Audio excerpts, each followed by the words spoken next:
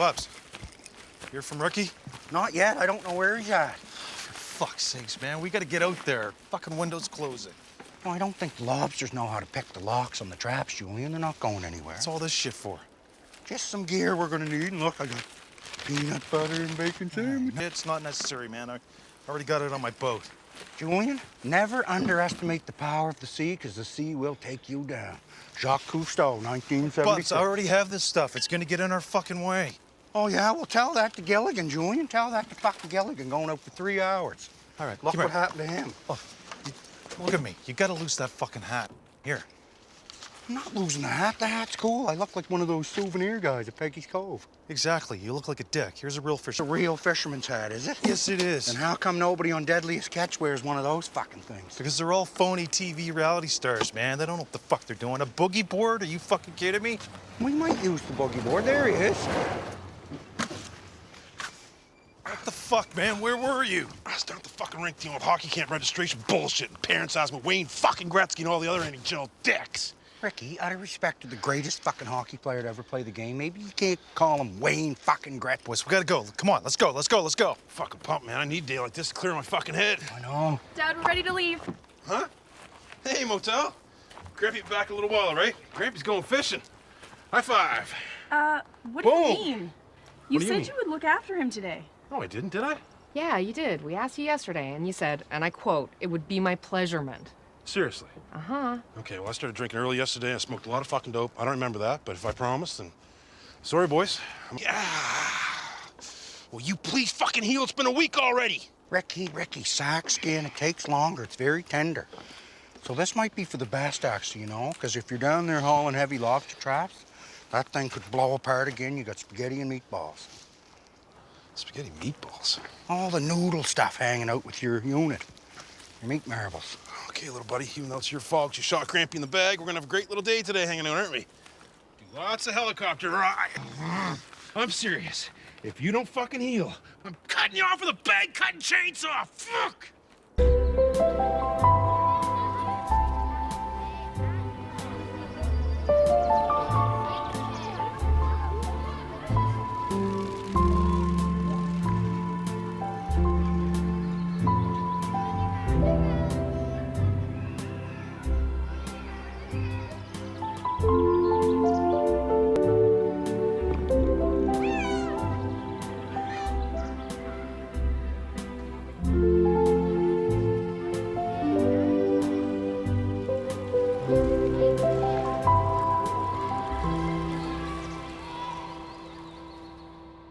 Julian said that him and Bubbles could handle the lobster fishing, and Jacob and Corey are trying into the weed plants, so spending a nice relaxing day with my grandson is probably the perfect thing to get my ball sack all healed. Isn't it, little buddy? We're gonna have fun today. What are you doing? Give me that fucking camera, Randy. I'm smashing it. It's just a phone, Ricky. It's not a camera. Fuck off. Frig off. Don't fucking push me, Randy. Are you a little nut still a little sore there, you little baby? Only a moron blows his balls off with fireworks. Is that right? Only a moron gets knocked the fuck out before he's told to fuck off. You want to go? All right, let's go. Randy, fuck off, Randy. Come on. I'll make you look like a little idiot in front of your grandson. Let's go. Fuck, you know what? I don't care how sore my nuts are. I'm punching you in the fucking neck right now. Oh, yeah? Ah, you fucking dirty fucking... Take that, Ricky. Oh, you fucking wait till these get healed. You know where to find me, Oh. pussy. Fuck. Oh, it's okay, Motel. Grampy's nuts are mashed up in his tummy, but he's okay. Oh, fuck. Oh, my fucking balls. Randy's a fucking asshole, isn't he, little buddy? Oh.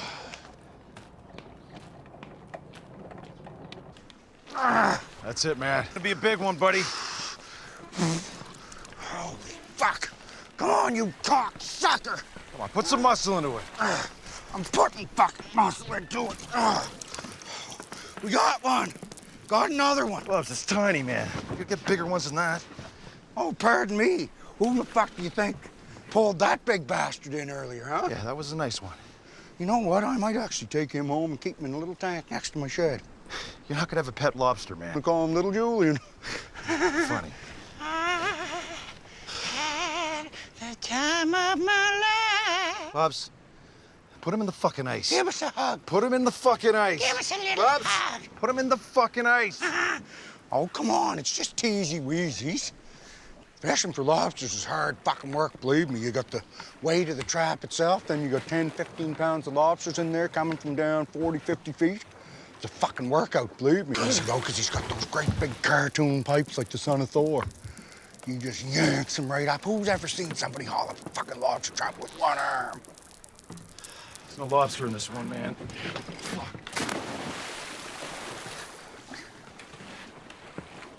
How's your cookie? Yummy. Hey, Rick. How's my favorite little guy? Since when am I your favorite little guy? Yeah, I was talking to Mo. Hi, Mo. How's... He really does like you, Leahy. I'll give you that. Yeah, well, I like him a lot.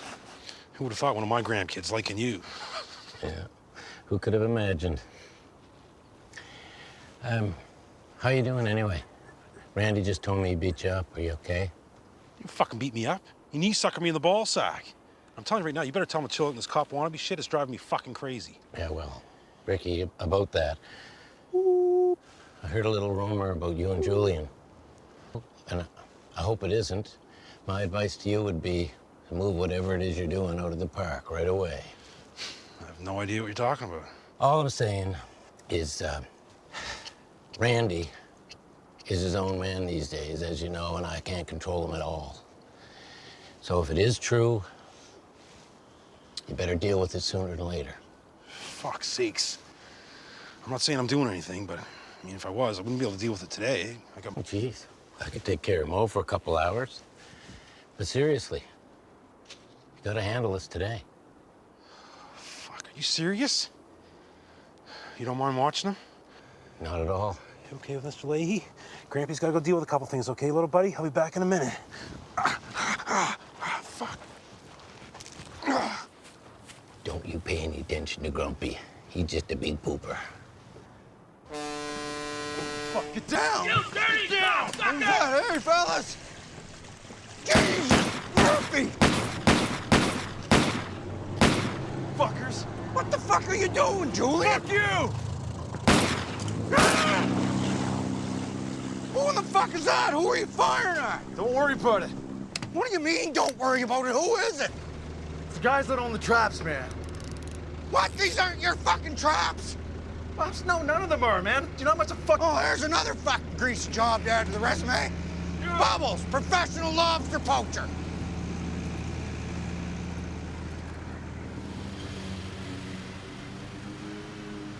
You would think after all these years you would have learned from Jim Leahy that this grudge with Ricky and Julian is just not worth it. It's a waste of time, it's a waste of taxpayer dollars.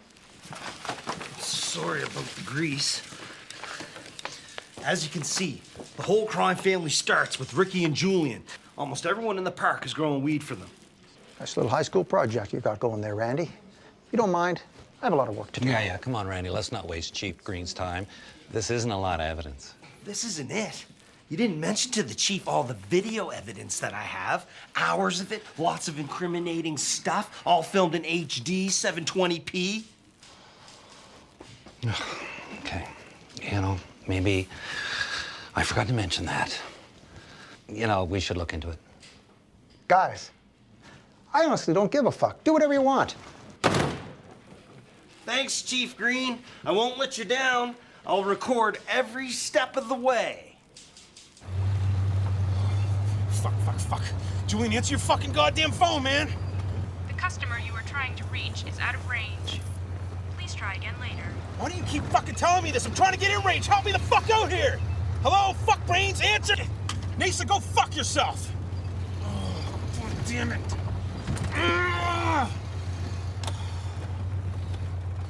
Fuck it. Fucking do everything myself, I guess. Come on, don't fuck me today. Gotta get this shit done. Yeah, it sure is peaceful out here, Julian. I mean, other than the pissed off fishermen calling us dirty cocksuckers. Yeah, we're on the Eastern Shore, bud. I work under the table for a log for cash. Well, that's how you know where all the traps are. That's fucking greasy. That's greasy, but it's a great fucking supplement to the income. I usually don't have a problem, man. We just got out too fucking late. You know what, man? As soon as I put this hat on my head and I hopped on board this boat, I knew I found my calling, bud. My own boss. Make all my own hours, man. All this beautiful nature. Oh, it's fucking awesome, don't get me wrong, but, I mean, you could come out here and do all this as much as you wanted to anyway, even if you lived at the park. I'd come with you whenever you wanted to, Julian. I mean, you know, I love fishing for these dirty cocksuckers, you know? It's like you get a tasty little reward at the end of the day. Yeah, thank fuck I don't like lobsters, man. I'd be eating all my profits. What are we doing here? Where are we? Is there more traps out here? I just wanted to show you this. What is it? It's what I've been working towards, man. All this cove right here, it's all for sale. We could all move out here, buddy. Think about it. No more bullshit, no more fucking jail. Your pizza sauce plant can go right over there. See that clearing? And then Ricky and his trailer can go there. My fucking trailer can go right over there. Your shit can go right in between it. This is our future, man. Serious? We could buy this and live out here? You're fucking right we could. You know what? This might be the most beautiful thing I've ever seen, Julian. I love it, man. You think you could take a selfie with that in the background, you know, show it to Ricky? Fuck yeah. Get the cove and shit in the background. Okay, here. Let me get it queued up. Here, grab little Julian. We don't need little fucking Julian. Come on, Julian. He's family now. Happy about this. No, he's clapping. Look. He's pissed off. Say cheese, little Julian.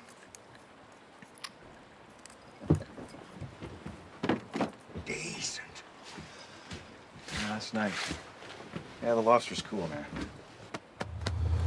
Fuck phones and fuck Nason, their shitty fucking receptions and frequencies, whoever the fuck I was talking to. I need soil. I need the fucking plants moved. This is a goddamn shit show. Fuck with me too, are you? Well, fuck you!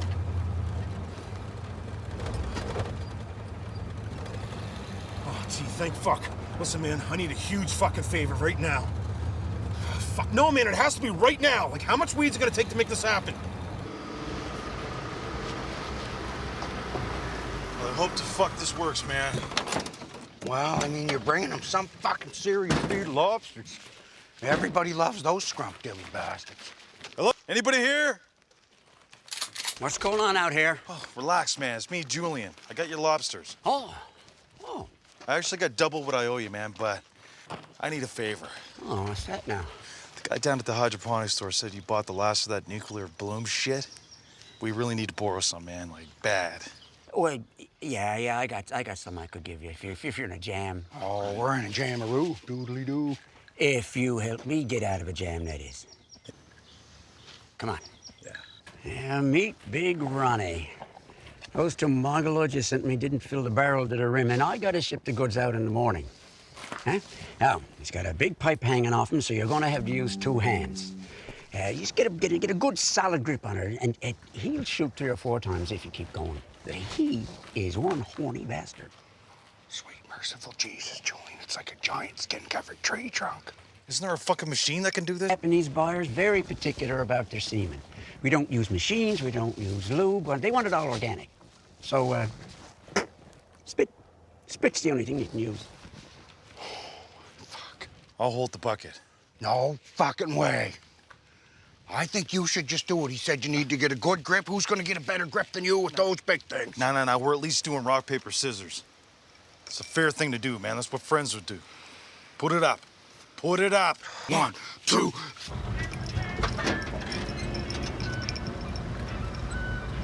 It's a nice day out today, huh? Yeah, gorgeous. Okay. Guess it's supposed to be just nice tomorrow. Oh, I didn't hear that. Do you want a drink? No, we probably should wash our hands, Julian, before we start putting anything to our mouths.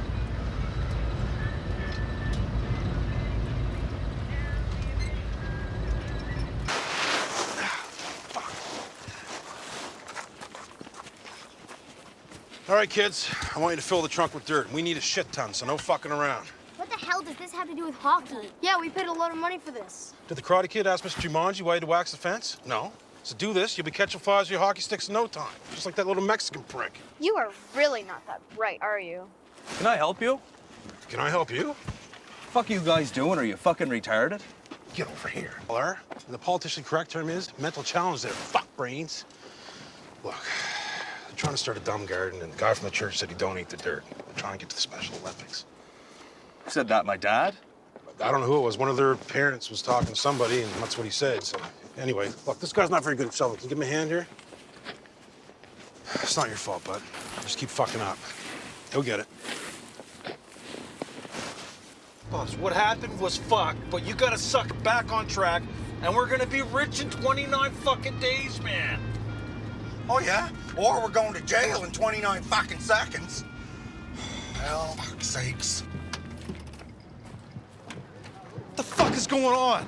21 separate grow-ops. That's what the frig's going on, tough guy. Hands on the car. Come on, you know the drill. Bubs, hands on the car. They're putting Mo in here with us. What, are you arresting babies now, Randy? I'm arresting everyone involved, Julian. Where's the search warrant, Ted? This is bullshit. Right here. George, you're arresting innocent people here, for fuck's sake. Yeah, me included. I didn't do a fucking thing. I'm not arresting anybody yet.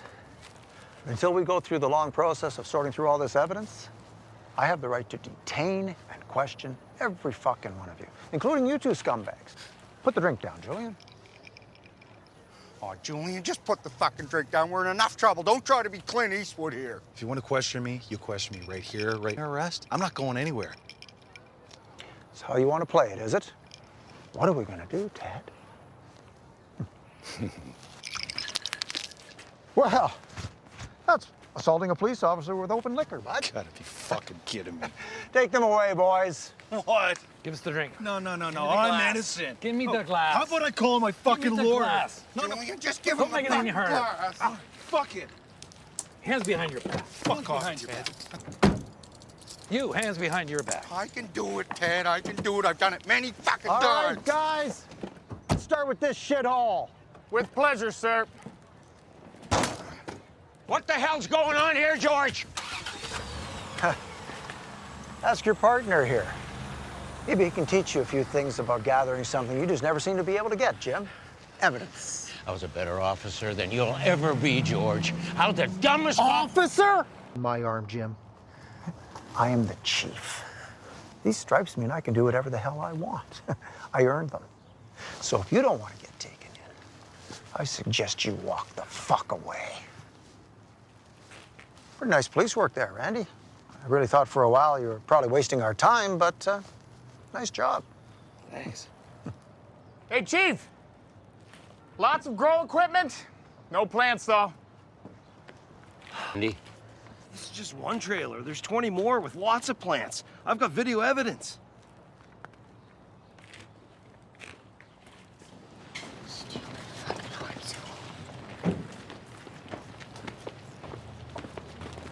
Excuse me? Yeah? Can you tell me why my children are so covered in dirt and exhausted from shoveling and running all day? This is supposed to be a hockey school. It is. Today was the ground strength training day. Ground strength. You're supposed to be playing hockey. No, it's supposed to be learning how to play hockey. It's a hockey camp, dummy. And if you don't like the way I'm running things around here, take your kid, fuck off, and don't come back. I don't give a fuck. Why don't you eat my dick? Why don't you finger me? Well, maybe I will. All right, great. Good. Thanks for coming out.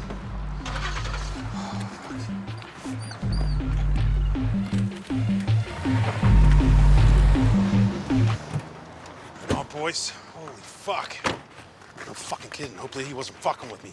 Nah, man. 5-0 was just rolling in as we was leaving. A whole bunch of them, too. You fucking serious? Dead serious. Fucking Rainey, the cop wannabe idiot. Feels good to fuck him over, though, boys. That's what I'm saying. Right on. Grab the rest of the plants and meet me inside. I must say that I'm pretty proud of myself.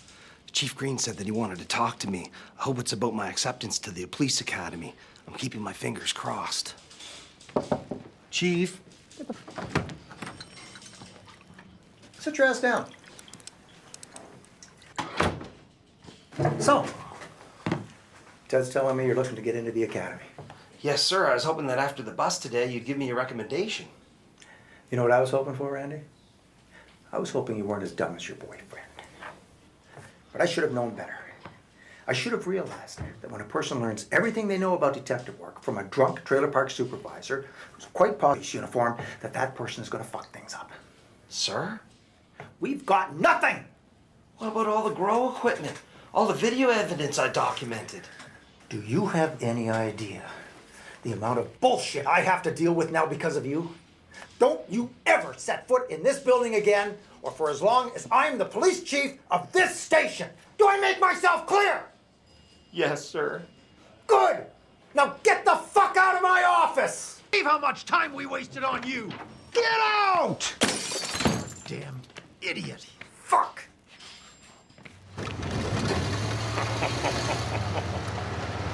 Fucking Jesus. Cocksuckers didn't have to smash all the fucking equipment. What happened?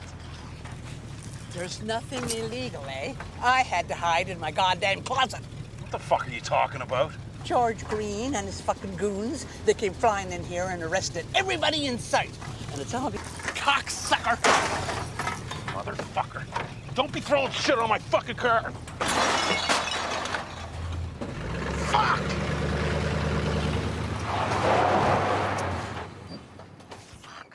Hey!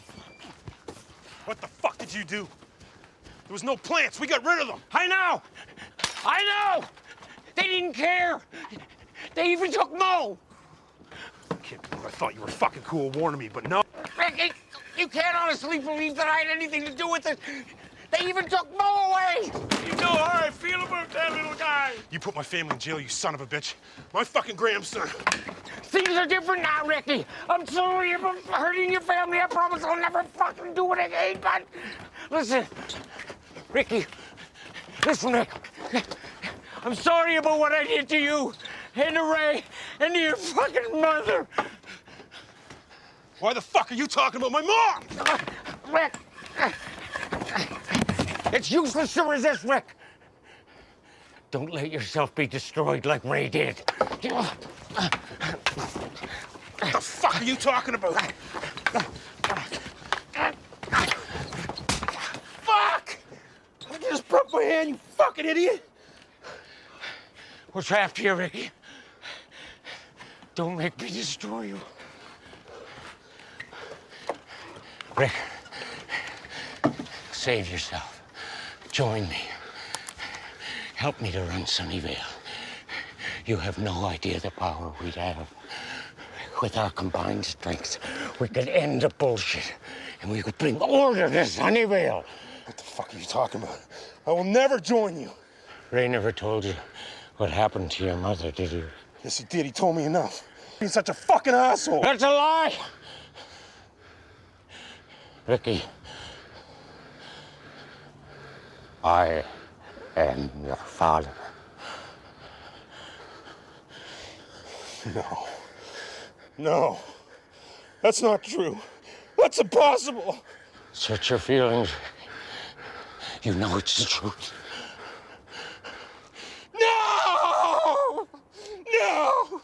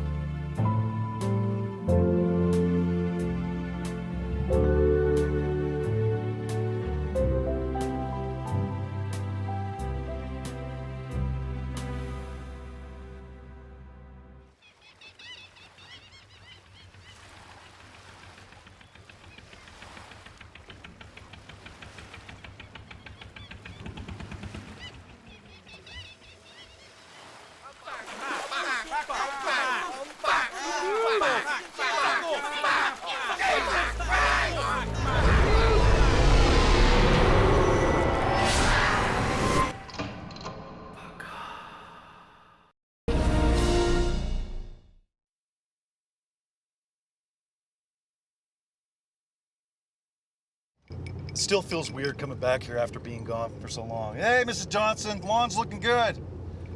You know, we got all the tables and lights set up, so hopefully we'll have everybody that's been growing vegetables for Bubs switched over to growing clones by the end of the day. And that's the plan anyway. Jesus, Dawn, you're gonna have a fucking heart attack, buddy. That's so fucked. So, you know, I really don't know how I feel about coming back here. I mean, Bubbles and Ricky, they're They're like my brothers, and I do miss hanging out with them, but they seem to be doing pretty good without me being around, so, you know, who knows? But one thing I don't miss is the constant fucking nightmares and bullshit you gotta deal with living in Sunnyvale. Okay, motel, no big deal. Just sit there like that. That's great. What the hell? That's it. Oh, for fuck's sakes. Here comes Grampy. What in the fuck is going on here, boys? Okay, just that on the groundy woundy for Grampy Wampy, all right? Ricky, how the fuck did he get that? No idea. Well, you better hope the fucking safety's on. Of course the fucking safety's on. I'm not an idiot. Fuck, you just turn it off. I'm gonna have to go in. Ricky, what are you doing? Fuck, the habit. I'm sorry. How in the Christ did fucking Mo get a handgun? He must have found it in the car. I don't know. Oh, he's got your favorite gun, does he? Okay, Mo, just point it at the ground. Just point it at the ground. Grampy's gonna come and get it, okay? Ricky, be careful. That's it. Just pass it to Grampy. That's a good boy. Ricky! Oh, Jesus, this fucking horse cock! Mo just blew my fucking nuts off! Ricky! Oh, my fuck! What? Ricky!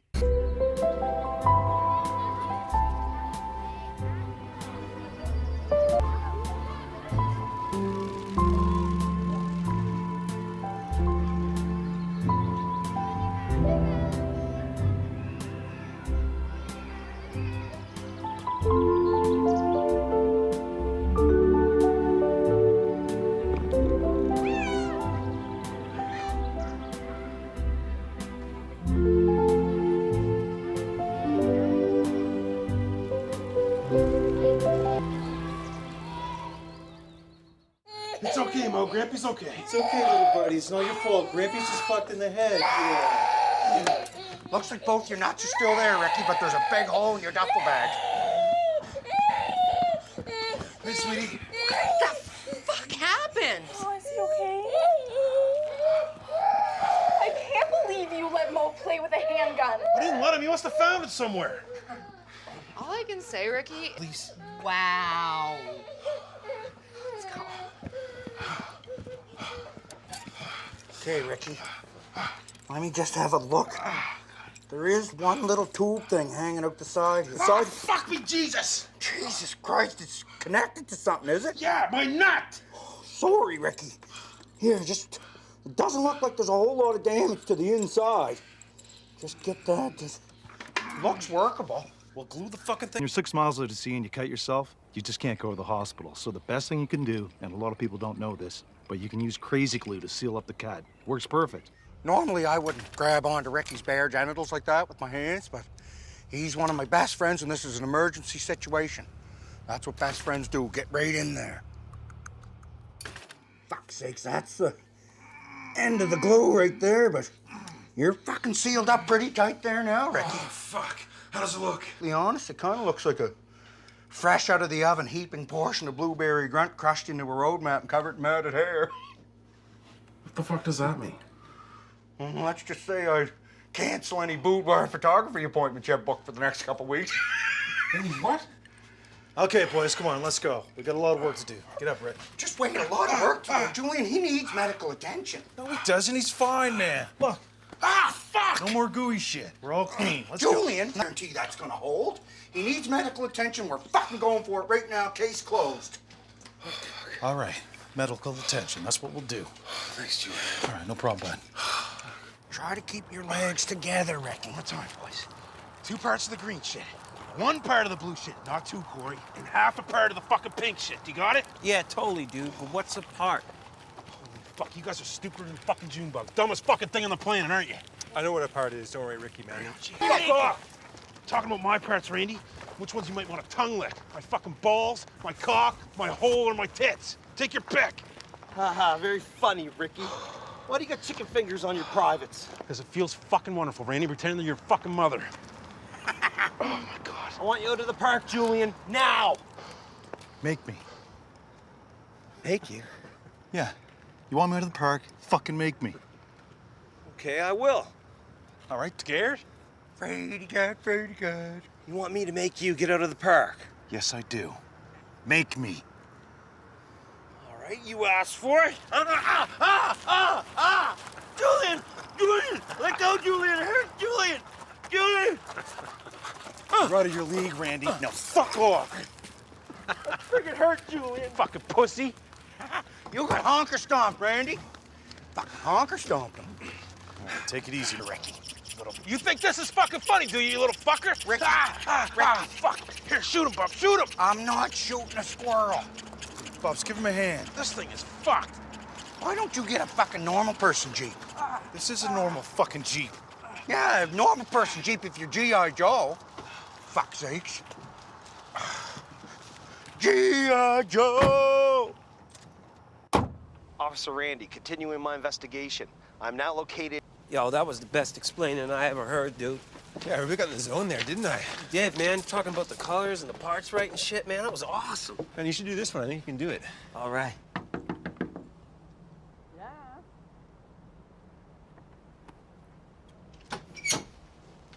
What?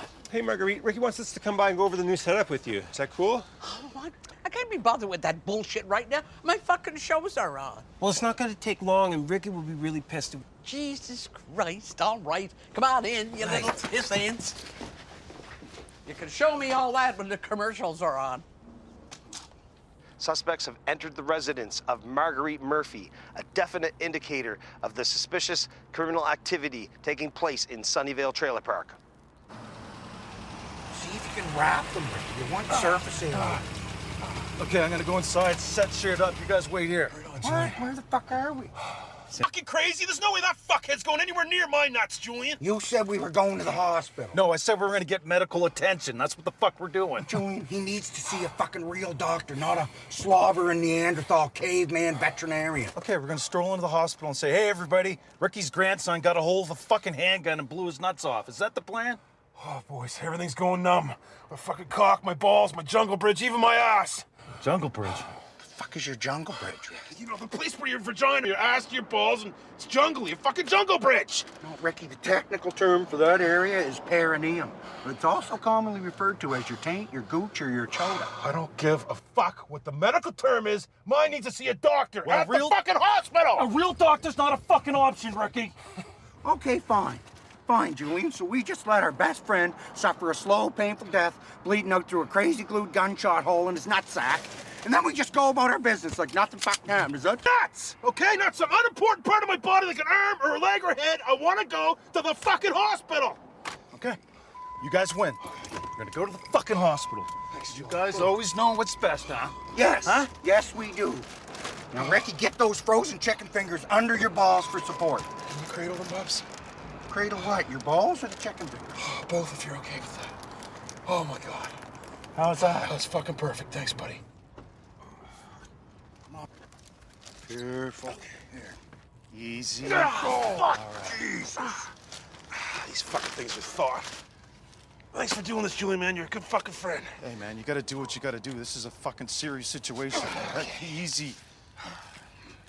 All right, boys. We gotta get our story together before we go in there. Okay. All right? You were lighting fireworks off. One went down your pants. Yeah. Burned a bullet-sized hole right through your bag. There was no other damages, no burn marks, no nothing, right? If we end up in jail, at least we tried, right? What are you talking about jail for? You said this could work. Yeah, it could work, but then again, it could not work, obviously. And if that happens, the cops are gonna be involved. Let's go. Well, can we fucking worry about that when it happens, at least? Yeah, you're right. It's not a big deal, you know? They start investigating this thing once they find out it's a bullet wound, and, you know, they'll trace it back to Mo.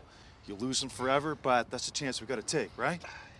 Huh? You know, I see what you're doing here, bud. What? Come on, let's This go. does not work on me. I'm not using reverse psychology, man. I'm just making sure we're on the same fucking page here. Yeah, by trying to use reverse psychology, it goes right off me, Julian. But I would never fucking use reverse psychology on you, man.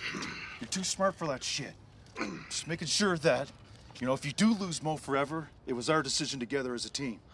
Jesus fucking Christ. All right, we gotta think about this maybe one more time. I'm here for you. That's all I'm saying. I'll go in, I'll do whatever you want. Fuck's sake. In there. Come on, back to the fucking truck. What are we gonna do with my balls? I've got a plan. Oh, you've got a plan, see? Now it all comes out in the open. What? This is the plan all along. You were never planning on going in there. What the fuck? Are you kidding me? I was planning on going in there. Then you guys started acting like dicks. I came up with a fucking plan. Just like that, Julian fucking plan. Yeah, well, at least I got a fucking plan. Here, easy, man. Easy. Fuck, something feels like it's wide open again. I think someone's hanging out. Oh, my God. Sakes, Ricky. All right, we're gonna move on to plan C. Get him in there. Let's go. Oh, you got a plan C, too. Of course I got a fucking plan. You have a fucking plan? Plan B, plan C. You probably got a fucking D, E, and F, and an elemental P. Just get in the fucking Jeep.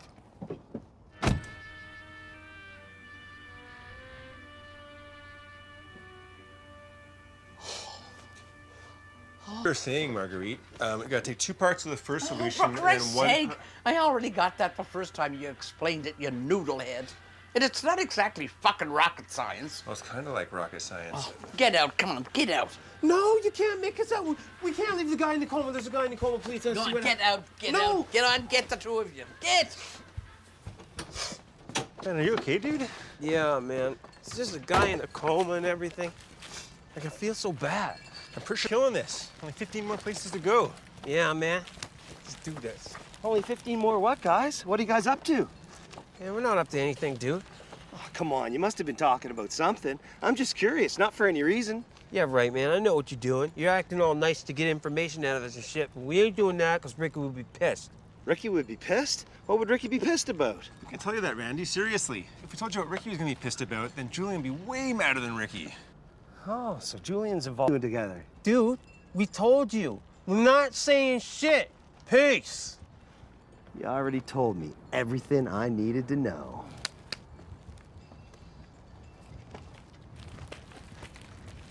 What did we tell him? Oh, man, I don't know. Oh, man, well, if you don't know and I don't know, then he don't know. He's fucked. Hold still, Ricky. For fuck's sakes, this is the extra strength stuff. You gotta get it right in the right spot. Christ! Fucking thing went right in his mouth. It did not, Ricky. It just got me on the cheek. I know what my mouth feels like, Robs. It didn't go in there. Just hurry up. Well, stop shoving me. This needs to be accurate. Okay, here, 1 dip. Right there. Okay, pinch it shut. You got it? Yeah. Don't get the thumb. Jesus Christ. Keep it off your leg, Ricky. Hello, Ricky's NHL ball hockey camp. Can I help you? Yeah, starts Monday. As far as I know, it's still fucking coming. I left them lots of messages. You know what? If you want the fucking spot, bring your kid money. If you don't, I don't give a fuck. Ball's in your court. Fuck off. It's ball, Ricky. Who gives a fuck if the cock-sucking NHL dick dummies fucking show up? Excuse me. Fucking Jesus. Please keep the swearing down in the store, Oh, fellas. sorry about that. Yeah, I can keep it down. Can you keep the fuck off and up, though? Like, way up? What the hell are you guys even doing? You opening stuff? Yeah, I did that. My friend's trying to glue my bag shut thanks to you fucking hillbilly mule whores. What? Who the fuck put this thing? Maybe next time you won't want to put a fucking claw rake at bag height. See that? See the fucking hole in my nut chamber right there? Jesus. Look, I'm very sorry. Yeah, you should be. Sir, do you want me to call like an ambulance? Or... No, I don't want to call a fucking ambulance. If I call an ambulance, you'll probably get fucking charged, maybe go bankrupt. Won't be able to buy my shit here anymore, okay? Don't want that to happen. I'm a nice guy. So instead, maybe I could maybe take one of these no-cord drills here, one of these sucker-up vacs, paper towelies, and pretend like this never happened, okay, bud? Yeah. You know what? I'll take one of those for Yeah, okay, I think that is more than fair. So you're fucking right, it's more than fair. It's better than a lawsuit, right? Yeah, Not your so, fault. You're born a little dumb. It's yeah. okay. See you next time, bud. Thanks for being so understanding.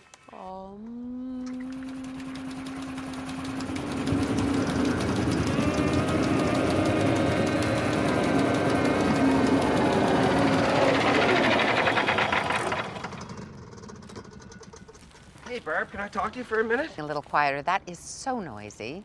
Well, the electric ones are really expensive, and this one's more like a cop car. I need the practice. Can I talk to you about Julian? What about Julian? I think you should let him move back into Sunnyvale. Absolutely not. Sunnyvale has been just fine without Julian. But he's doing something with Ricky. I don't care, Randy. That is not my problem. Well, I think it is. They're gonna do whatever it is that they're doing. A lot easier to make a case with the cops. I'm confident I could take them down, Barb. I'm training to be a police officer, and this would go a long way to getting me into the police academy. No, Randy. You know, you are beginning to sound exactly like Jim used to. And if you're not careful, Julian will drive you totally crazy. Well, maybe I do sound a little bit like Mr. Leahy, but there's one big difference. I'm not drunk. And I could do it while you're away in Tibet. Tibet? Oh, for God's sake, I'm not going to Tibet, Randy. I'm going to Cape Breton for a Tibetan retreat. Well, wherever it is, let him move in while you're away, and I promise I'll take him down for good. Fine. Great. Thanks, Barb.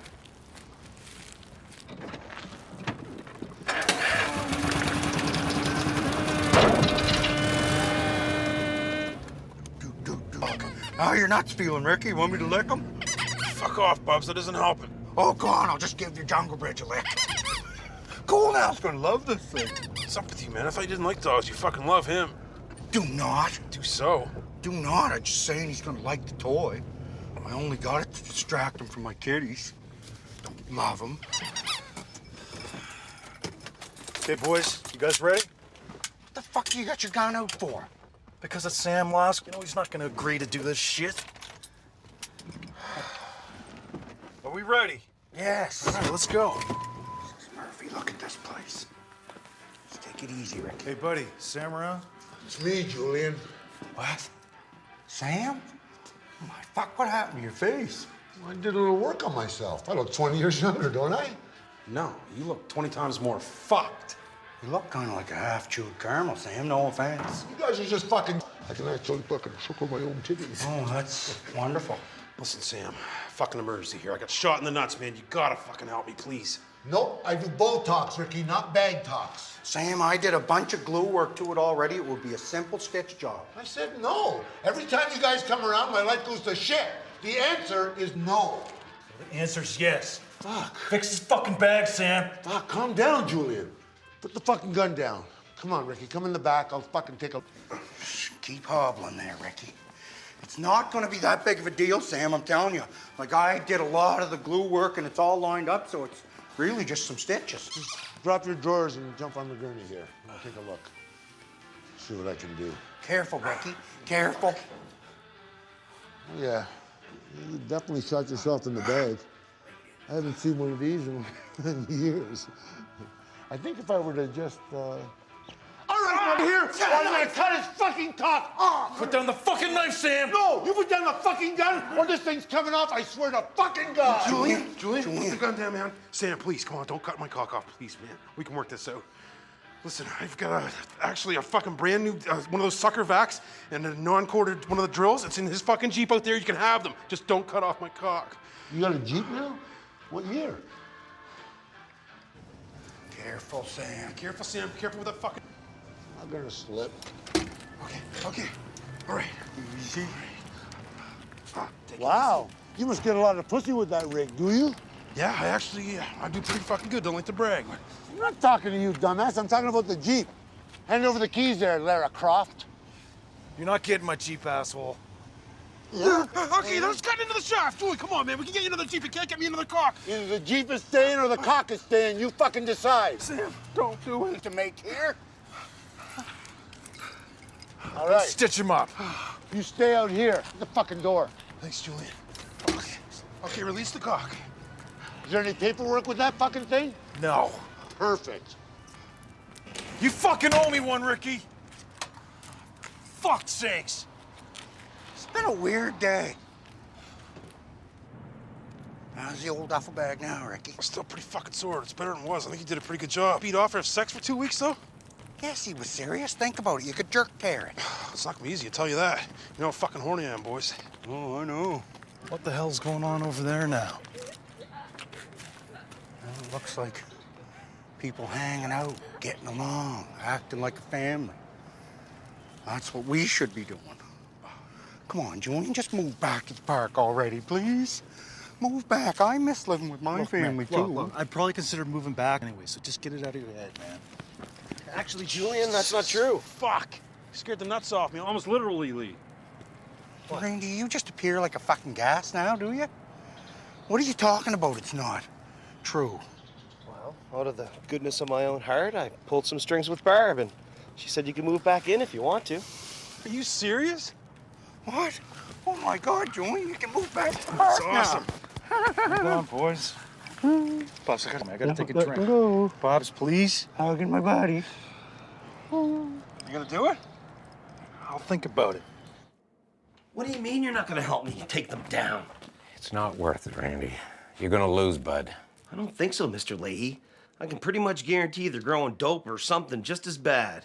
You have a hunch, is that what you're saying? Yeah, friggin' good hunch. Randy, do you know what a hunch is worth when you're dealing with people like Ricky and the Sunnyvale Police Department? I'm taking them down with or without you, Mr. Leahy. Randy, I'm telling you, leave Ricky and his family alone. It's a lot more at play here than you could ever know. Wow.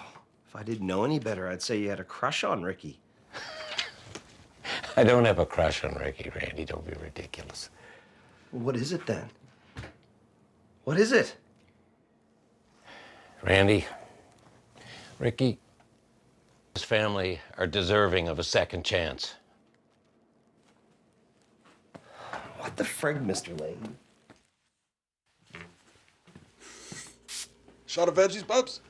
Ricky, it's not a shot of veggies. You're still just smoking dope. No, but you get all the nutrients of the veggies in the fucking smoke.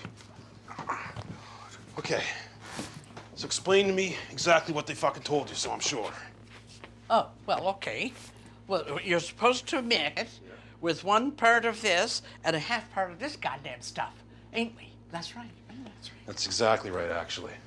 Well, boys, I'm fucking impressed. Because we killed it. Yeah, man. Kicked ass and killed. Fuck, man, we totally kicked ass today. We explained the whole process to everybody, and we shut Randy down when he started asking us questions. Whoa. What do you mean Randy was asking you questions? Well, he just popped up out of nowhere and started asking weird questions, so, you know, we... I don't know. I don't know. Just, well, I said stuff. Just stuff. Stuff, see? Stuff means stuff. Stuff. Things were said. Stuff. What the fuck did you say, boys? We just made it really clear to him that we couldn't tell him anything or else Ricky was gonna be pissed. You fucking told him I was gonna be pissed? Yeah. Well, that was fucking brilliant, boys. Oh, thank you, man. No, he's being sarcastic, Corey. What the fuck is in your brain you can't pick up on? Fuck, Julian. This is fuck. Randy's gonna know something's going on now. Randy already knows something's going on, man. Why do you think he let me back into the park? Out of the goodness of his fucking heart? That did seem fishy. No, he knows something's up. And that's why I gotta move back in. What, you're moving back into the park officially? It's official? I'm moving back. Come on, boys. Gotta keep my eye on him while he's keeping his eyes on us. Friends close, but get your enemy's toaster. We gotta get Randy's fucking toaster. Oh, Ricky. What? Did I fuck that up? Yeah, you really did, bud. It's all right.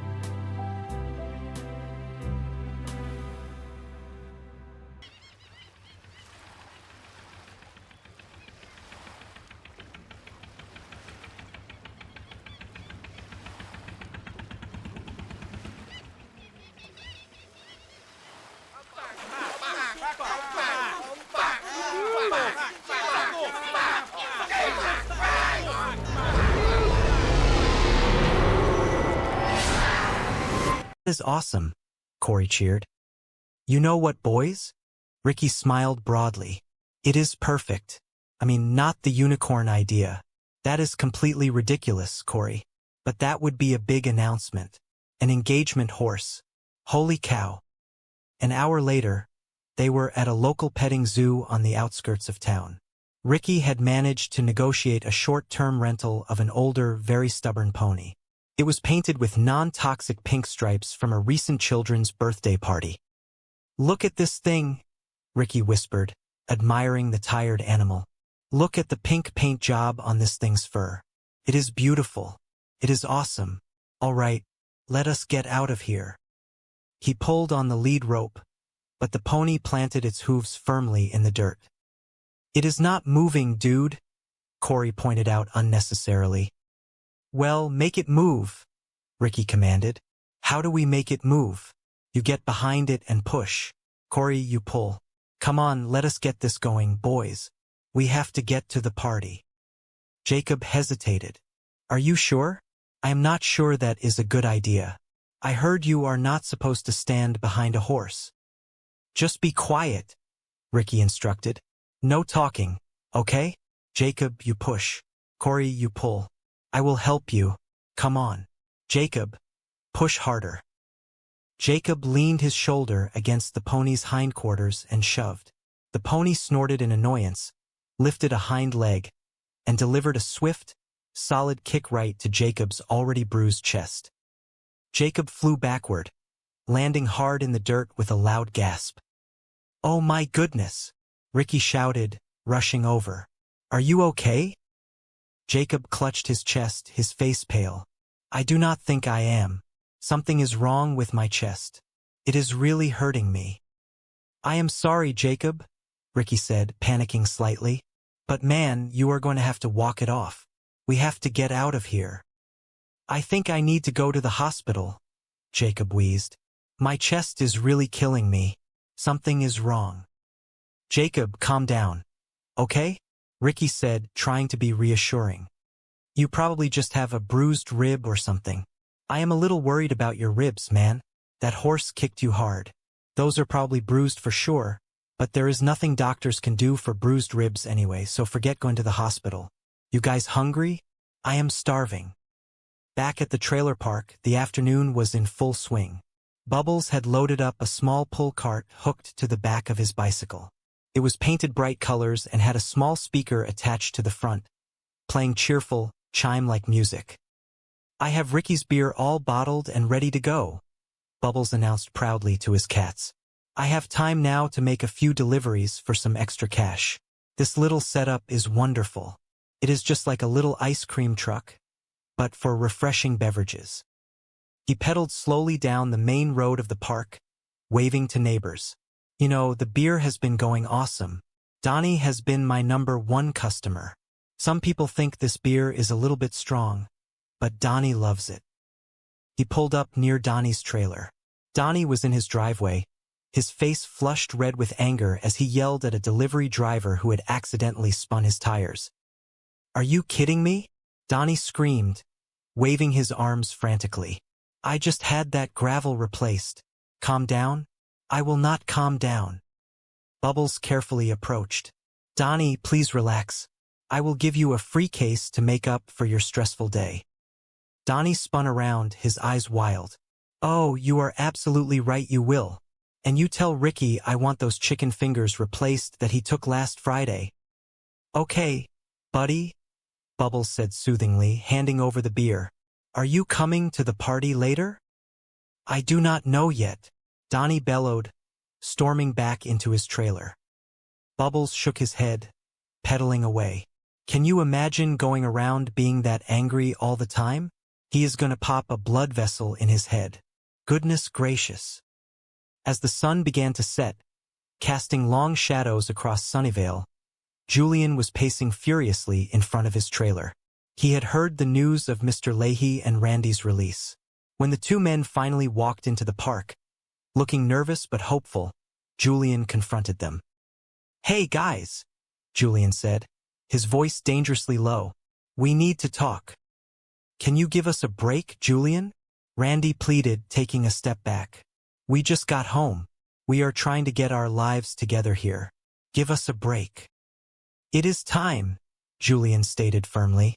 I have been waiting a long time for this. Take it easy, Julian, Mr. Leahy said, holding up his hands peacefully.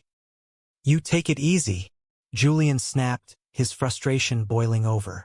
I just want to talk to you too. You ruined my business plan. Listen, Julian, Mr. Leahy started, his voice calm and reasoned. A lot of crazy things went down back then. Because of you too, Julian retorted. You ruined my life.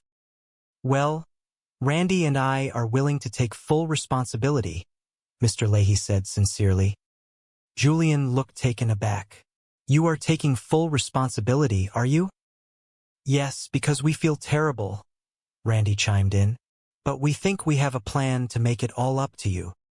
Be quiet, Randy, Julian commanded. I am calling the shots here.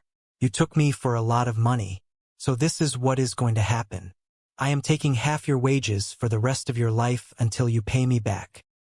The rest of our lives? Randy gasped, his hands flying to his face. You are lucky I am willing to be this reasonable, Randy, Julian said sternly. Are we clear? Yes, Randy whispered. Good. Julian turned to walk away. Wait a minute, Julian, Mr. Leahy called out. Calm down. That is just crazy talk. It is not fair. We have a very generous offer for you.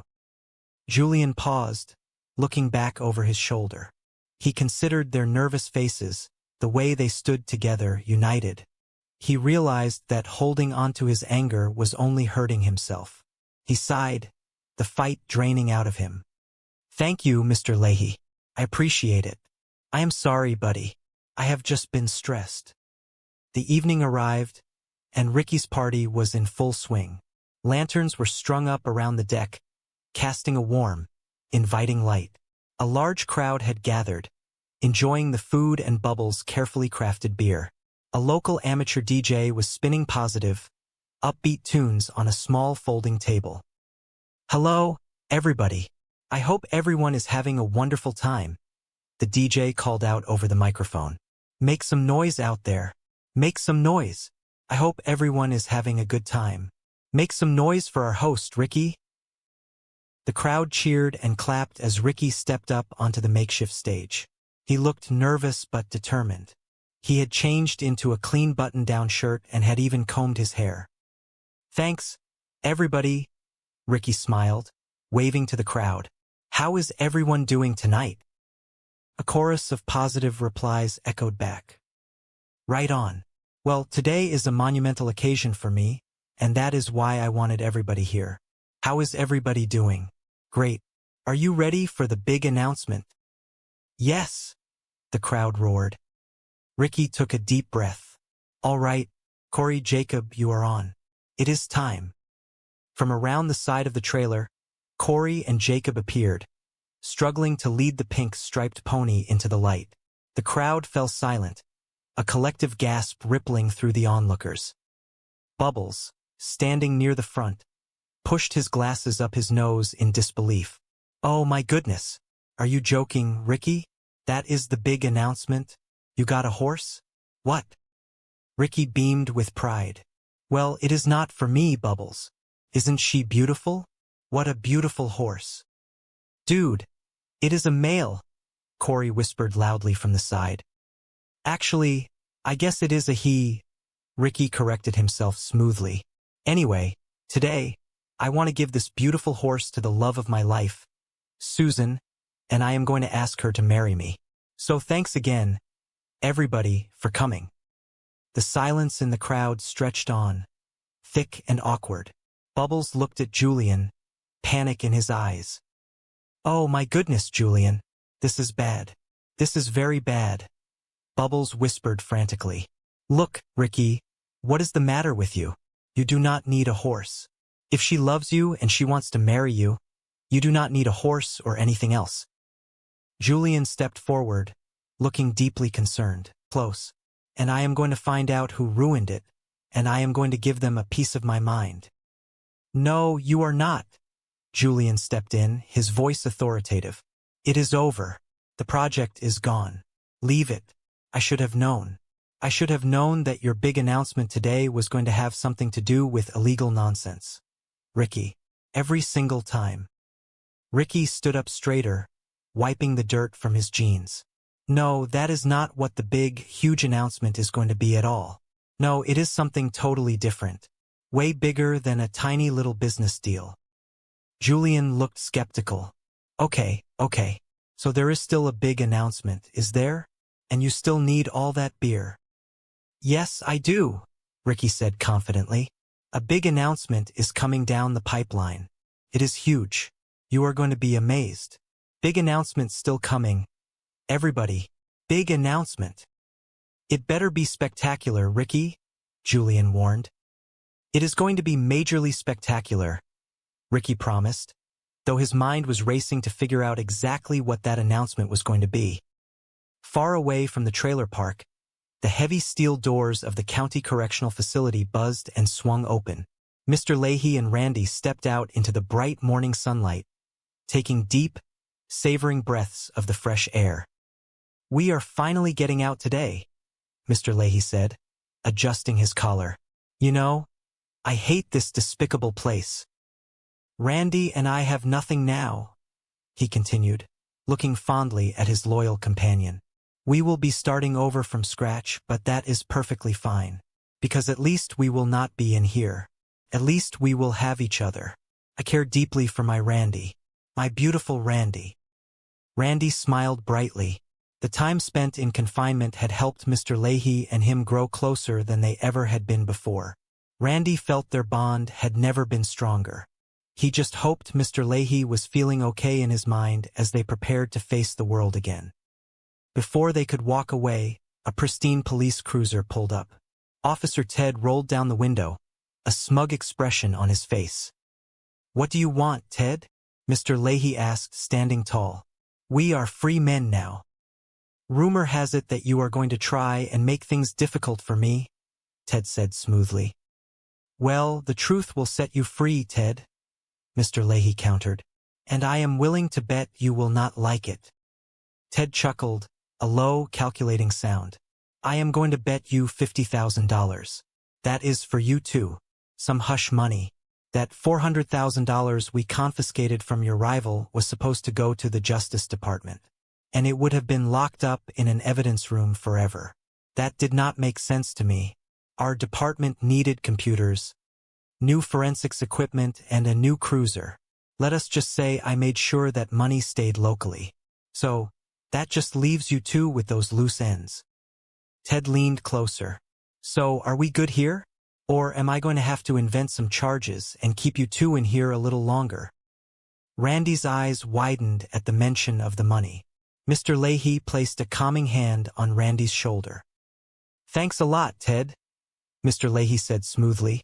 "We are more than good, right, Randy?" "Right," Randy nodded vigorously. "You understand that this is hush money," Ted reiterated sharply. "So, not a single word, or I am going to cause serious trouble for you." Ted rolled up his window and drove away, leaving Mr. Leahy and Randy standing in awe. "This changes everything, Mr. Leahy," Randy whispered, clutching the heavy envelope.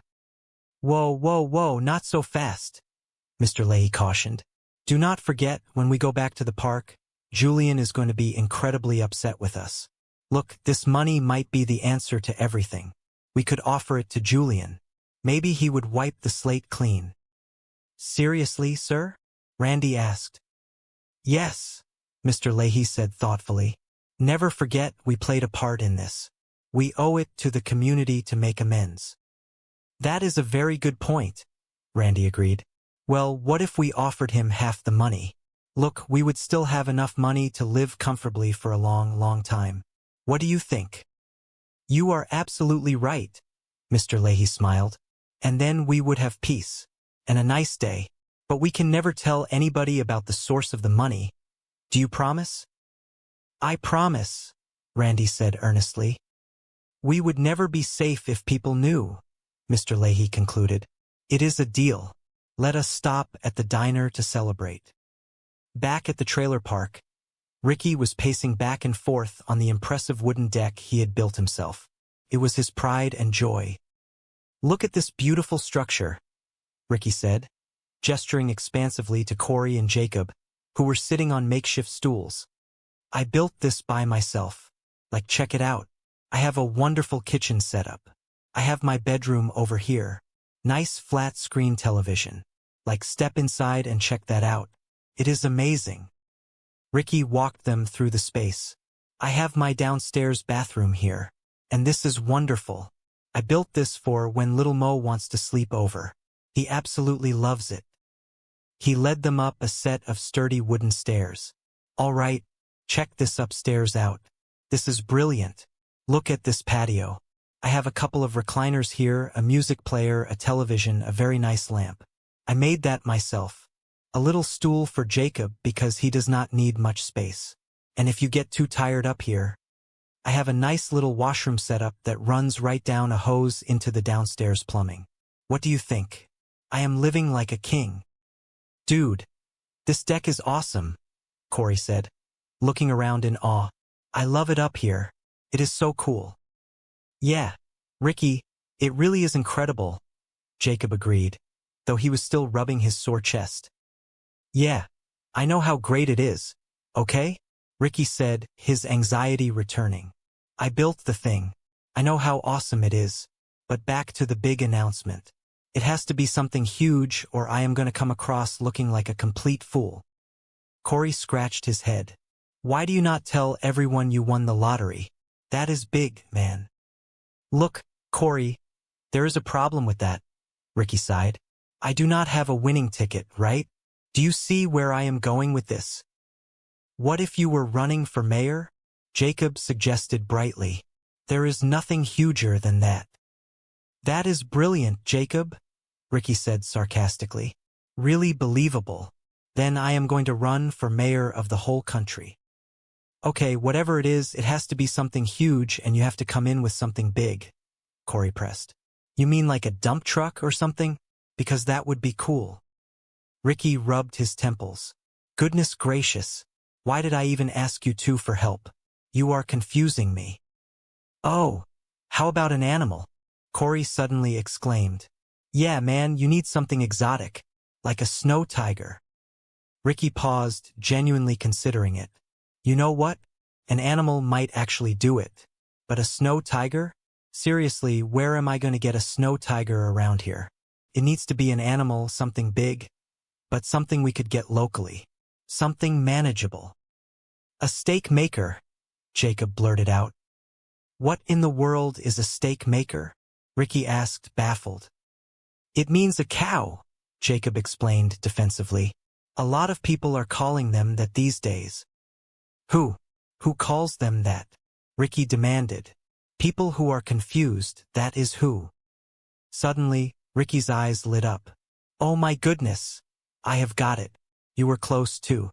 Something with 4 legs, eats grass, and lives on a farm. A spider, Corey guessed. No, not a spider, Ricky groaned. A spider has 8 legs, you dummy. A horse. Think about it. A horse. It is beautiful. Dude, where did you even come up with that? Corey asked, amazed. I do not know. It just popped into my head, Ricky said, feeling a surge of excitement. What if it was a gift for Susan? Jacob suggested softly. That would make the announcement even bigger.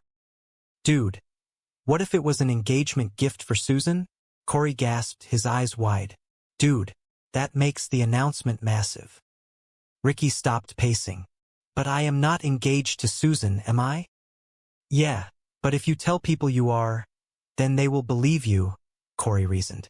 And imagine if you came in leading an engagement horse. Even better, Jacob added, getting caught up in the excitement. If you put a fake horn on it, then it is an engagement unicorn. Dude, that is the park. The morning sun was just beginning to peek over the roofs of the trailers, casting a warm golden glow over Bubbles' domain. Bubbles was in his element. He wore a thick apron over his usual flannel shirt, his thick glasses catching the light as he meticulously adjusted the valves on his newly constructed brewing equipment. Oh, hello, fellas, Bubbles called out cheerfully as Julian strolled into the yard, a glass clinking softly in his hand. What is going on? Julian asked, raising an eyebrow at the impressive array of shiny metal vats and bubbling tubes. Check out the new setup, Bubbles said, his chest puffing out with well-earned pride. Check this out. I sold my pizza sauce recipe to that fellow with the unusual accent. I reinvested every single penny into making beer. Look at this. I started off slow, but I am making some decent money at it now. Bubbles proudly held up a freshly capped bottle. The label was hand-drawn but neat. Look at that. Green Bastard India Pale Ale. I am selling a ton of that to people all around the park. Business is booming. He wiped his brow with the back of his hand, a broad smile taking over his face. It is booming, but I am under some pressure today. Ricky is making some kind of a major announcement later. He is throwing a big party. I have to get this whole batch bottled up because he ordered 22/4, so it must be big news. I am extremely pumped. An older man from the park, whom everyone affectionately called Pops, wandered over, nodding appreciatively at the setup. "How is the beer business treating you, buddy?" Pops asked. "Oh, it is amazing.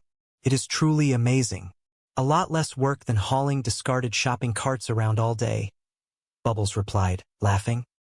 Julian leaned against the wooden fence, swirling the ice in his glass.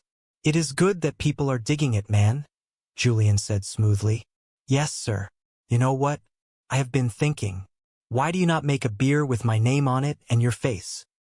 Bubbles narrowed his eyes, sensing a business pitch. "Yeah, I might be able to. Maybe make a protein beer," Julian suggested, a smirk playing on his lips. "Call it Muscle Man, get it?" Pops chuckled. "That is a little funny." Julian shifted his weight, his tone turning more serious. "So what are your sales like, man? Are you making a profit or what?" "My sales," Bubbles repeated, wiping down a bottle. "Yeah, my sales are great, actually, Julian. But I see where this is going." "Where? See where what is going?" Julian played innocent. "Well, Bubbles is making money now. Bubbles is making honest money, so Julian is all of a sudden very interested in the beer business." Bubbles pointed out, not unkindly, but firmly establishing his boundaries. Julian sighed, running a hand over his face. "Look, Bubbles, I am broke, man. I do not know what I am going to do. I am trying to go legitimate here, man. But I am finding it very, very hard. I had a movie night last night with a nice lady. She had to buy the popcorn. Do you know how embarrassing that is?" "Well, I told you," Bubbles replied practically. "You should not be going to the movies. It is far too expensive." "Bubbles, I was watching a movie in my own trailer," Julian confessed, looking down at his shoes. "I could not even afford microwave popcorn. This is bad, man." Bubbles softened. He reached into his pocket and pulled out a small, single kernel of popped corn he had been saving for the local birds, handing it to Julian. "Here, just take that." Julian looked at the tiny piece of popcorn in his large hand. "That is pathetic. I do not want your charity." "Well, you need my charity, obviously," Bubbles said gently. "You cannot afford popcorn. You should appreciate it." The quiet morning was suddenly interrupted by the sound of heavy footsteps and loud groaning. Ricky emerged from the pathway, looking completely disheveled. His clothes were torn, and he was clutching his arm, which had a nasty, bleeding scrape along the side. "I cannot get this stubborn cut to stop bleeding," Ricky complained loudly, wincing as he walked. "It is driving me completely nuts." "Ricky, what in the world did you do to your arm?" Bubbles asked, rushing over with a clean rag. Julian looked suspicious. "Well, did you get into a fight again?" Ricky shook his head, looking defensive. "No. I have been dating this girl Susan now for 4 or 5 months, and it has been great. I actually forgot how much I missed having someone to share everything with. I mean, she is a bit hard to deal with at times, but the relationship is the best I have ever had in my life. It is so incredible that I have to get back in shape. I did not realize how out of shape I was." Bubbles carefully wrapped the rag around Ricky's arm. Bubbles was genuinely happy for Ricky. He thought it was wonderful that Ricky had found someone, and he believed Ricky needed a companion in his life. But to be completely honest, Susan scared Bubbles a little bit. And by a little bit, he meant massively. He did not like the way she seemed to control Ricky's mind without Ricky even realizing it, like some sort of mind control experiment. "Goodness gracious, Ricky," Julian said, examining the scrape. "Look at this thing. That is a nasty cut. How did you do this?" Ricky cleared his throat, avoiding eye contact. Well, me and Corey and Jacob were rollerblade skiing. Actually, it was a good time. And we were flying along. And all of a sudden, boom! We hit this huge patch of gravel and we went down. Like, we went down hard. Jacob got the worst of it. It was terrible. Ricky shook his head, looking indignant. They should not even be allowed to make gravel. It is just not good for rollerblade skiing, let me tell you. Yeah, rollerblade skating, Julian corrected, crossing his arms. That is what you were doing. How and where would you guys even get rollerblades? First of all, obviously, you stole them. No, we did not steal them, Ricky insisted. We got them at that new store. I read everything, and the guy opened up. Ricky trailed off, unable to finish the lie. Just then, Jacob limped into the yard, followed by Corey. Jacob was holding his chest, looking pale and frightened. Dad! Jacob's wife, Trinity, came running out from her nearby trailer. Why are there small round marks all over Jacob's chest? What happened last night? What? Those are not from anything bad, Ricky stammered. They are pieces of gravel from the rollerblade skiing accident we had. Un terrible accident. Trinity crossed her arms, her eyes flashing with anger. Nice try. Tell me the truth. Those are from a warning shot, are they not? You got into trouble again. Ricky, do not lie to me. Ricky slumped his shoulders, the weight of his secret finally breaking him. Okay, you know what?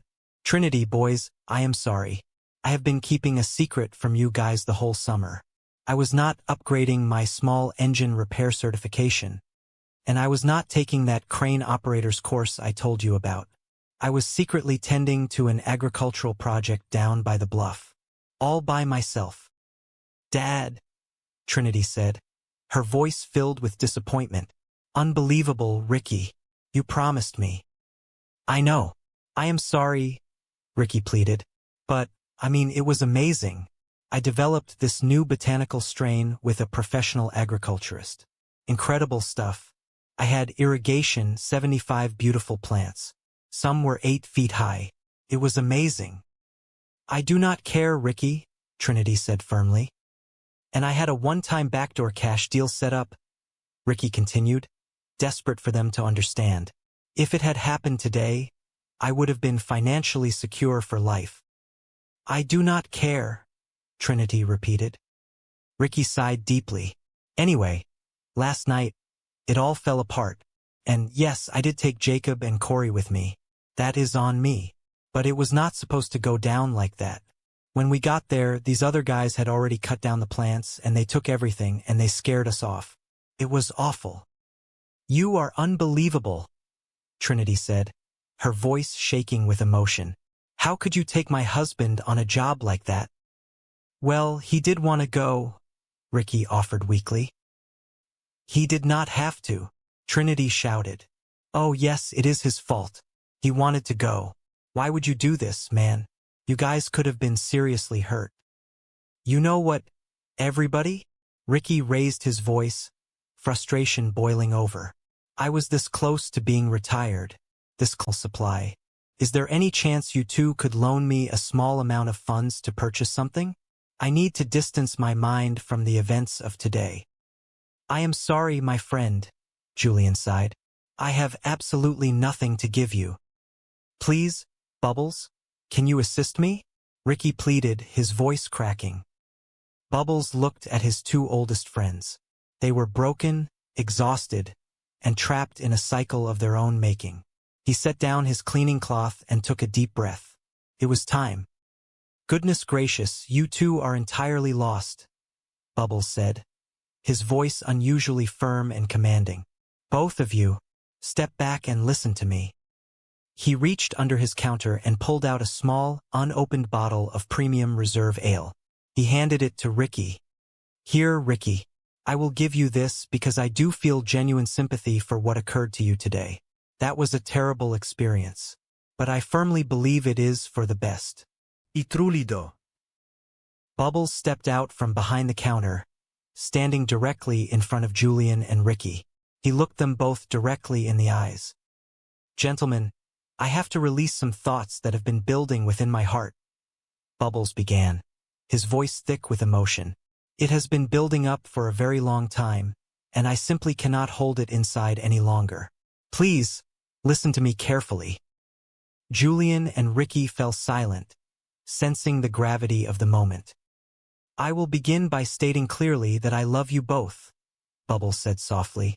I always have loved you, and I always will love you. I love you too, buddy, Julian responded sincerely.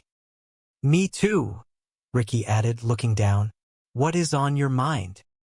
Please, just remain silent and listen for once, Bubbles instructed, his voice rising with passion. I hold the floor right now. Now, what I am about to say might cause some emotional discomfort, gentlemen, but it desperately needs to be vocalized. He pointed a finger at them. Have you two gentlemen examined yourselves in a mirror recently? Have you truly looked closely at yourselves? Because it is time to mature. It is time to grow up, especially the two of you, because we are aging, my friends. We are getting older. We are losing our physical fitness, and we are losing our vitality. He paced back and forth, the words pouring out of him. We are getting older, and you are not behaving any differently than when you were teenagers. You are continuously breaking the law as if you are still 17 years old. Nothing is changing. And who is actually benefiting from this lifestyle? Absolutely nobody. I was very close to benefiting today, Ricky argued weakly. I was almost retired. Please, Ricky, do not interrupt, Bubbles admonished him gently. Because you are not retired. That is the exact point I am attempting to illustrate. You are not retired, and you should never have lied to us about cultivating those plants in the woods. That was a profound breach of our trust. I know it was, Ricky admitted, tears finally spilling over his eyelashes. I am deeply sorry. It was a foolish decision. I should have been honest with you both. Yes, you should have, Bubbles agreed. Consider this conversation a massive awakening. Gentlemen, I am telling you the truth because I care. Look at my situation. I have successfully transitioned into a legitimate lifestyle. I am operating an honest enterprise. And I know precisely how you two operate. You have zero financial resources right now. You are entirely broke. And I know exactly what desperation leads to. Bubbles stepped closer, his voice dropping to a serious, heartbreaking whisper. The next thing that happens is you will attempt another illegal scheme. And you are going to end up in the provincial correctional facility forever. You are going to spend the remainder of your lives incarcerated. You will be in there, completely alone, growing old. Tears streamed freely down Bubbles' face now.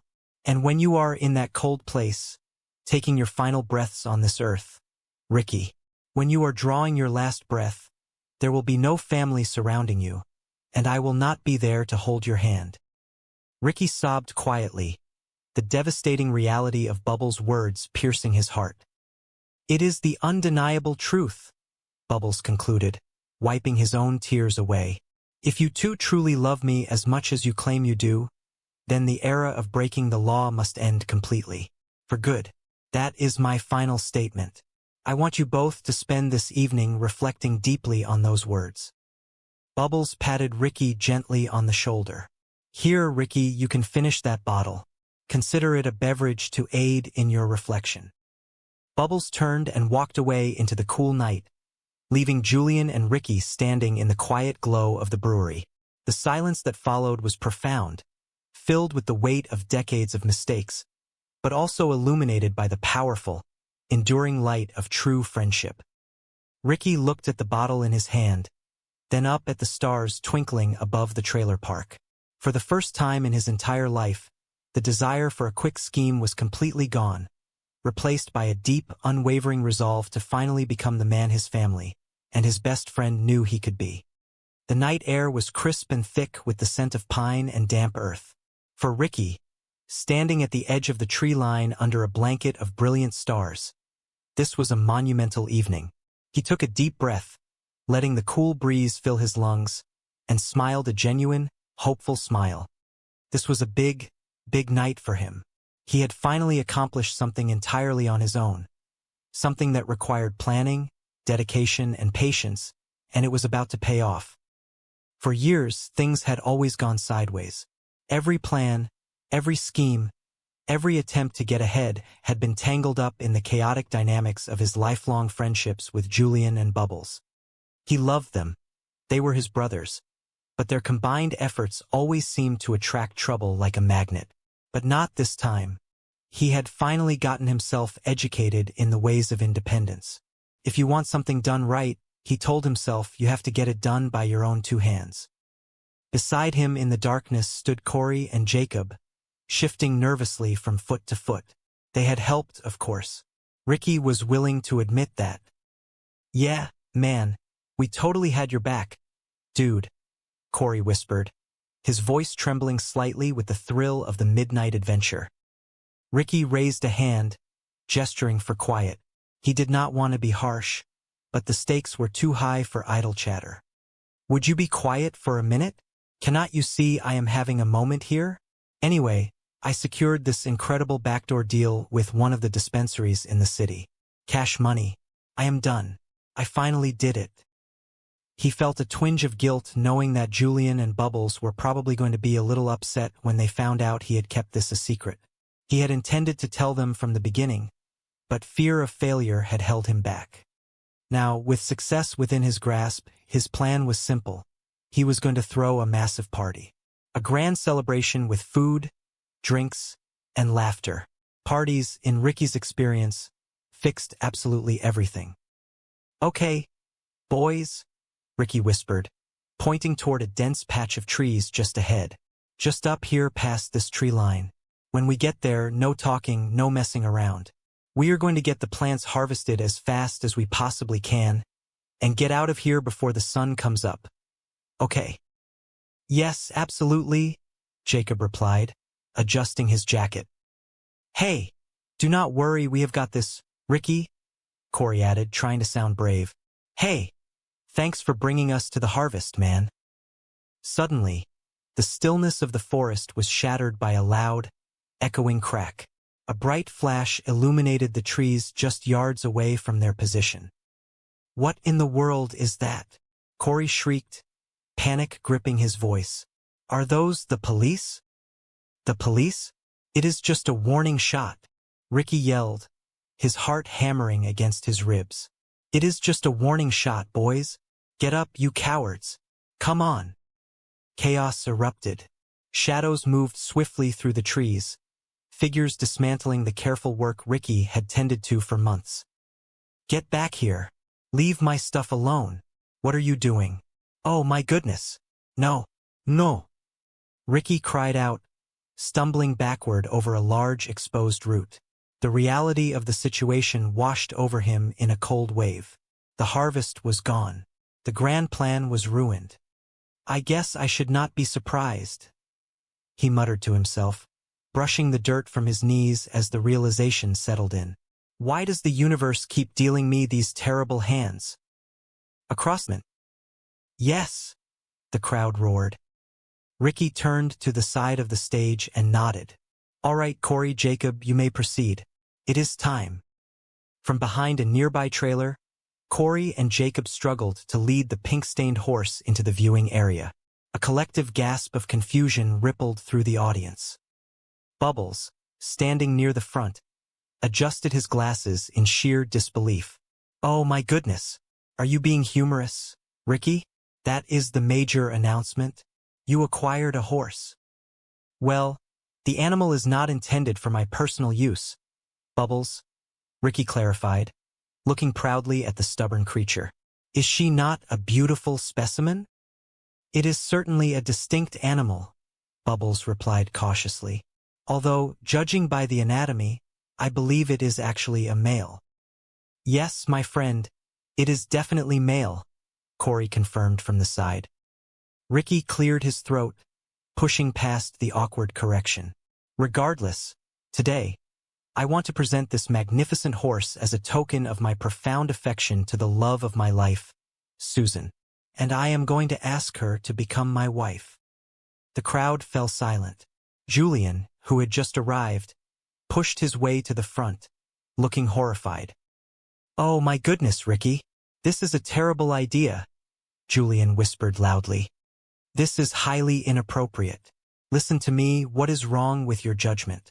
You do not require a massive animal to propose, you foolish man.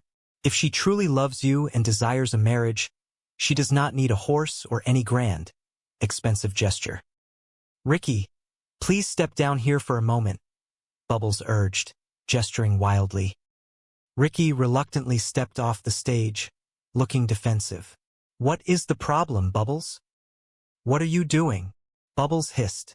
"You are planning to get engaged? Have you lost your ability to reason? You two do not even seem to enjoy each other's company most of the time. You cannot enter into a marriage. Your entire relationship consists of arguing and intense romantic encounters. And logically, why would you need a farm animal for an engagement presentation?" Ricky looked from Bubbles to Julian, his confidence wavering. "Are you saying this was a poor idea? Because Corey and Jacob suggested a large animal."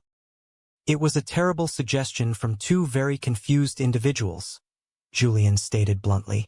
"Take that animal back to the agricultural supplier. Return it immediately." "Okay," Ricky sighed, feeling the familiar sting of failure. "I understand." He turned to Corey and Jacob. "Gentlemen, please remove the animal. It seems I have made an error in judgment."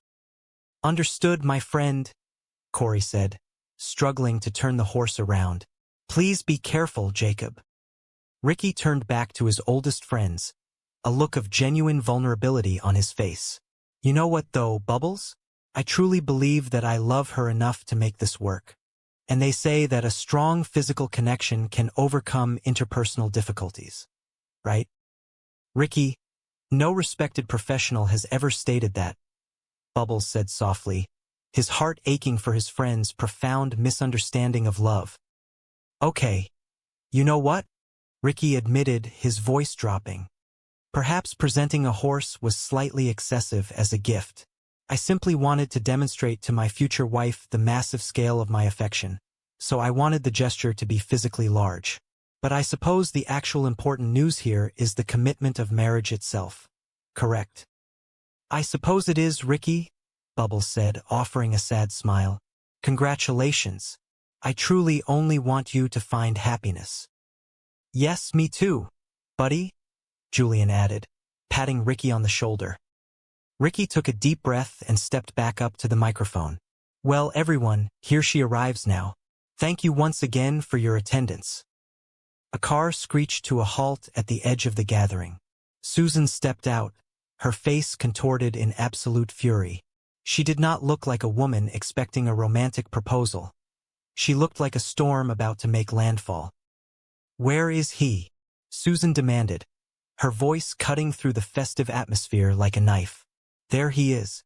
You dishonest, unfaithful, terrible individual. You lied to me." The crowd gasped. Ricky froze, his smile vanishing instantly. "Where did you contract it, HM?" Susan yelled, marching toward the stage. "From whom did you acquire this medical condition?" Ricky stepped back, completely bewildered. "Please, Susan, I ask that you calm down. What exactly are you talking about? Contract what?" "A medical infection. That is what," Susan screamed, tears of anger in her eyes. "I have been asked to leave my residence because of you. You transmitted an illness to me, you terrible, cheating person. Our relationship is permanently terminated."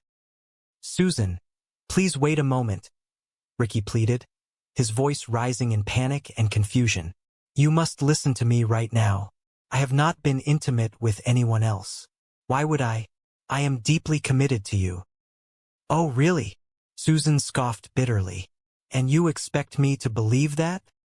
"I was actually preparing to ask you to marry me today," Ricky confessed, gesturing to the silent crowd. "That is the reason everyone is gathered here." Susan stopped, the anger momentarily replaced by shock, then returning with double the intensity. "Marry you? I will never marry you. Look at the situation. We had a brief, intensely passionate connection, and then you completely ruined my life. She stepped forward and slapped Ricky across the face. The sound echoed through the silent park. All right, that is entirely unacceptable. Bubbles stepped forward, his protective instincts flaring. You do not have the right to strike him. Oh, really? Susan snapped at Bubbles. He gave me an infection. Ricky, rubbing his stinging cheek, finally connected the dots. A look of painful realization washed over his face. Wait a minute. I have not been intimate with anyone else. So it is scientifically impossible that I transmitted anything to you. If you have an infection, you must have been intimate with someone else. The silence in the park deepened. Susan's face turned a brilliant shade of crimson. Oh, that is classic Ricky behavior. Susan deflected loudly, though her voice wavered, always turning the situation around to blame me. You know what? You are a failure. You are unintelligent. You dress poorly. Do you want to know why this is ending, Ricky? Because you are not a successful man. She turned on her heel and stormed back to her vehicle, leaving a trail of insults in her wake. Just let her depart, my friend, Julian advised gently, placing a hand on Ricky's trembling shoulder. It is honestly for the best. You are much better off without that negativity in your life. Ricky stood on the stage, completely humiliated and heartbroken in front of his entire community. Are you all right? Julian asked softly. Yes, I am fine, Ricky lied, his voice barely a whisper. Let us go consume some of Bubbles' ale, Julian offered kindly. Come on, man. No, I am all right, Ricky said, stepping down from the stage and walking away from the crowd, his head bowed. I just need some time alone. Later that evening, the park was quiet. The celebration had disbanded quickly after the disastrous public breakup. Bubbles was cleaning up his brewery equipment, deep in thought. Julian approached him, looking worn out. Hey, buddy, Julian said quietly. Listen, man, is there any possibility I could borrow a few of your beverages? I have a friend coming over to visit, and she prefers ale. Bubbles looked at Julian, a mixture of frustration and sorrow in his eyes. So, providing beverages for your guest is now my responsibility, Julian? Do you have any compensation for this? Obviously, I will reimburse you, Julian said defensively. But I have no funds right now. This product requires financial investment to manufacture. Bubbles reminded him sternly, handing over a small six-pack. Please try to relax. I will allow you to have these. Relax. Julian bristled. It is just a few beverages, Bubbles. Do not make a major issue out of it. It begins with a few beverages and then it escalates into a pattern of reliance, Bubbles noted astutely. Just then, Ricky emerged from the shadows. He looked pale and completely drained. Hello, gentlemen. I have depleted my personal of the past and allow us to start fresh. Mr. Leahy considered this. Are you serious, Randy? Yes, Randy nodded. We must never forget the stress we caused. We went to jail, but their lives were disrupted too. Our actions caused their partners a great deal of anxiety. It is only fair. That is a remarkably compassionate point, Randy. Mr. Leahy agreed, touched by his friend's empathy. What if we offered him exactly half of the funds? Randy proposed. Look, we would still retain enough money to live very comfortably for a long, long time. What is your opinion on that? You are absolutely correct, Mr. Leahy smiled. And then we would finally have peace. Right? And we could enjoy a wonderful day together, Randy added. But we must pledge to never, ever disclose the true origin of this money to anyone. Do you promise? I give you my solemn promise, Mr. Leahy said, extending his hand. We would never be secure if the truth was revealed. We have an agreement. We will stop at the market, purchase some provisions, and then we will finalize this business. Back at the farm on the outskirts of town, Ricky, Corey, and Jacob were struggling mightily. They had successfully purchased a horse, a rather stubborn, unbothered animal with patches of pink dye accidentally stained onto its coat from a previous owner, but transporting it was proving to be a monumental task. "Look at this magnificent creature," Ricky said, patting the horse's side. "The unique coloration on its fur is actually quite charming. It is a beautiful animal. All right, gentlemen, let us depart from this location." The horse remained planted firmly in the dirt, refusing to move. "The animal is not moving, my friend," Corey pointed out unnecessarily. "Well, then compel it to move," Ricky instructed. "How do we motivate a horse to walk?" "You position yourself behind it and push," Jacob suggested. "Corey, you take the front and pull. Come on, let us get this procession moving. We have a schedule to keep." Corey grabbed the lead rope gingerly. "I am not entirely confident this is a safe procedure. I have read that one should never stand directly behind a horse." "Please remain quiet," Ricky commanded. "No more talking. Jacob, you push from the rear. Corey, you pull from the front. I will supervise and provide assistance." They strained against the massive weight of the animal. "Jacob, push with more effort," Ricky encouraged. Suddenly, the horse shifted its weight and kicked out its back leg, connected solidly with Jacob's chest. Jacob flew backward, landing in the dirt with a loud groan. "Oh, goodness!" Ricky gasped, rushing over. "I am incredibly sorry, Jacob. Are you all right?" "I do not believe that I am," Jacob wheezed, clutching his ribs. "Something feels very wrong with my breathing. It is extremely painful." Ricky looked from the groaning Jacob to the unmoving horse, a profound sense of regret washing over him. "I apologis sincerelli, man." "Corey, you assist him. I will manage the horse myself. But honestly, gentlemen, I am once again questioning my decision to involve the two of you in this endeavor. This is incredibly frustrating." "My friend, that impact looked extraordinarily painful," Corey said, helping Jacob to his feet. "Oh my goodness, guys. I believe I need to visit the medical clinic," Jacob gasped. "My chest is in agonizing pain. Something is definitely broken." "Jacob, please remain calm," Ricky said, trying to manage the crisis. "You likely just bruised a muscle. To be honest, I am quite concerned about your ribs. That animal delivered a powerful strike. They are probably fractured, but there is very little a medical professional can do for fractured ribs anyway. So we must skip the hospital visit. Are you too hungry? I am absolutely famished." Back in the park, Bubbles was navigating his newly customized bicycle cart, delivering fresh bottles of his ale to his neighbors. He was recording a video for his new marketing campaign. "Did you capture a high-quality visual of the delivery cart?" Bubbles asked his makeshift camera operator. "Ensure you get a clear shot of the branding. Notice the decorative cape, the mobile speaker system. It is designed to evoke the joy of a classic neighborhood ice cream truck, but providing quality adult beverages instead." He smiled warmly at the camera. "You know, the enterprise has been progressing wonderfully. Donnie has become my most frequent patron. Certain individuals have expressed that this particular ale is slightly robust in flavor, but Donnie appreciates it." Just as he said this, Donnie stormed out of his trailer, his face red with anger. "Are you entirely unaware of your surroundings?" Donnie shouted, pointing at the tire marks on his gravel driveway. "I recently paid a significant sum to have this surface leveled and re-graveled." Bubbles stopped the cart, immediately trying to defuse the situation. "Donnie, please calm down.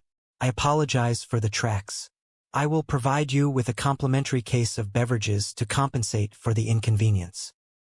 "You are absolutely correct that you will," Donnie yelled, though his tone softened slightly at the offer of free goods. "And please inform Ricky that I expect him to replace those frozen chicken tenders he borrowed last Friday." "Donnie, please, just relax," Bubbles pleaded gently. "Are you planning to attend the large celebration later today?"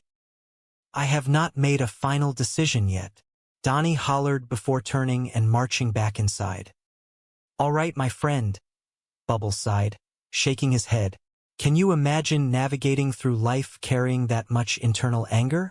It cannot be healthy for his cardiovascular system. Nearby, Mr. Leahy and Randy approached Julian's trailer. They were nervous but determined to make amends. Julian stepped out, his expression darkening the moment he saw them. "Hello, gentlemen," Julian said coldly. "What do you want? I have been anticipating this encounter for quite some time." "Please, Julian, let us maintain a calm demeanor," Mr. Leahy began gently. "You maintain a calm demeanor," Julian retorted, stepping forward aggressively. "You two completely disrupted my life." "Julian, we acknowledge that a significant amount of unfortunate events occurred," Randy interjected, his voice trembling slightly. "Because of the two of you," Julian accused, "you severely impacted my financial future." "Well, Randy and I are standing here to take full and complete responsibility for our actions," Mr. Leahy stated with dignity. Julian paused, surprised by the admission. "You are taking full responsibility?" "Yes, because we feel absolutely terrible about the hardship we caused," Randy affirmed. "But we believe we have formulated a proposal to make amends." "Please, be quiet," Julian snapped, attempting to regain control of the negotiation. "You cost us a tremendous amount of capital. So this is the arrangement. I am going to demand a significant percentage of your future earnings until the debt is satisfied." Mr. Leahy and Randy exchanged a knowing look. "Are we clear on this arrangement?" Julian demanded. "Yes, we are," Mr. Leahy replied smoothly. "Excellent," Julian said, satisfied. "However, Julian," Randy added, pulling a thick envelope from his pocket, "we have a very generous, immediate counteroffer for you." Julian stared at the envelope, his bravado crumbling as he realized they held the upper hand. The promise of immediate relief was too strong to resist. Later that afternoon, the center of the trailer park was transformed into a festive gathering space. A small stage had been erected, speakers were playing lively music, and Bubbles was busy serving his popular ale to the crowd. A local musician took the microphone. "Hello, everyone. I hope you are all enjoying yourselves today. Let us hear some enthusiasm for this wonderful community. Make some joyful noise for our host, Ricky." Ricky stepped up to the microphone, wearing his best shirt, though it was still slightly wrinkled.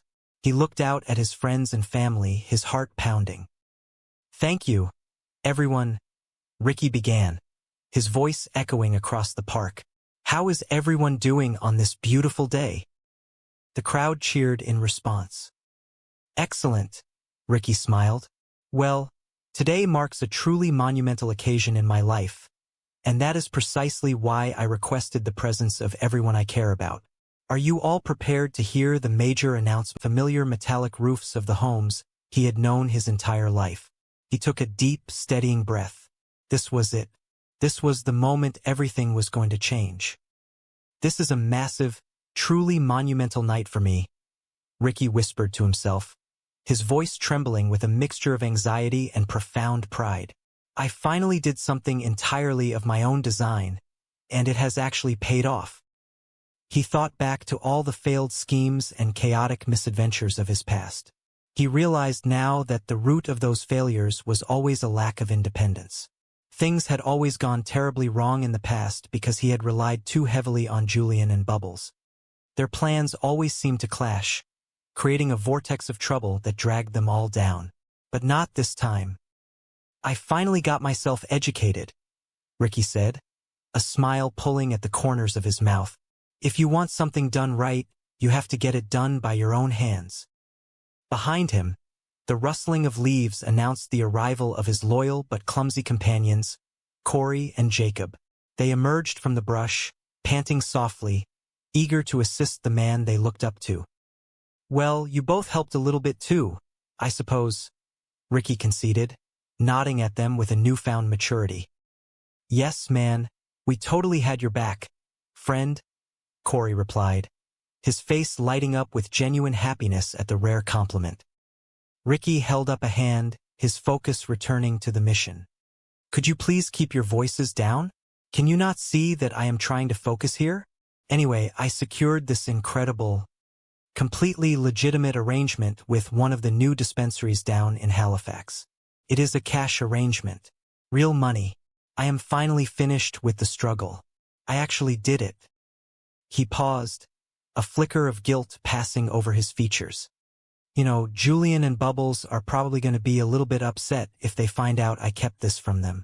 I was going to tell them first, but I am just going to throw a massive celebration party instead, and that will fix everything.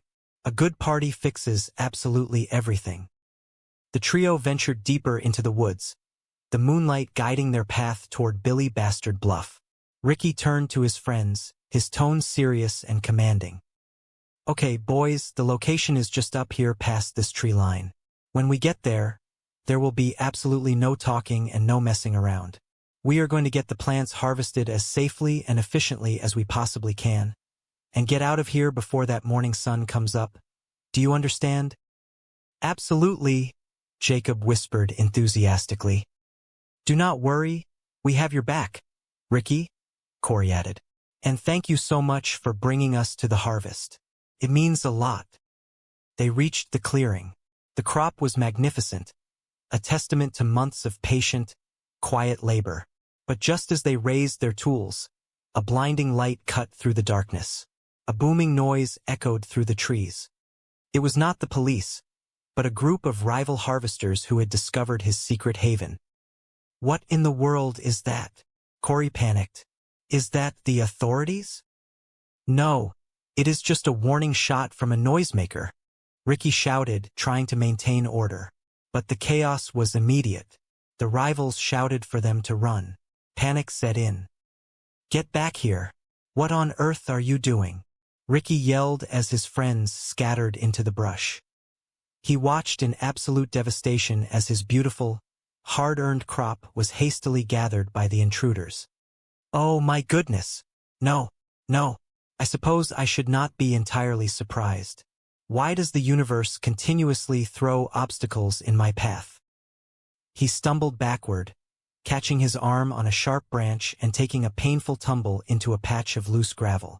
Defeated, bruised, and heartbroken, Ricky realized his grand dream of retirement had vanished into the night air.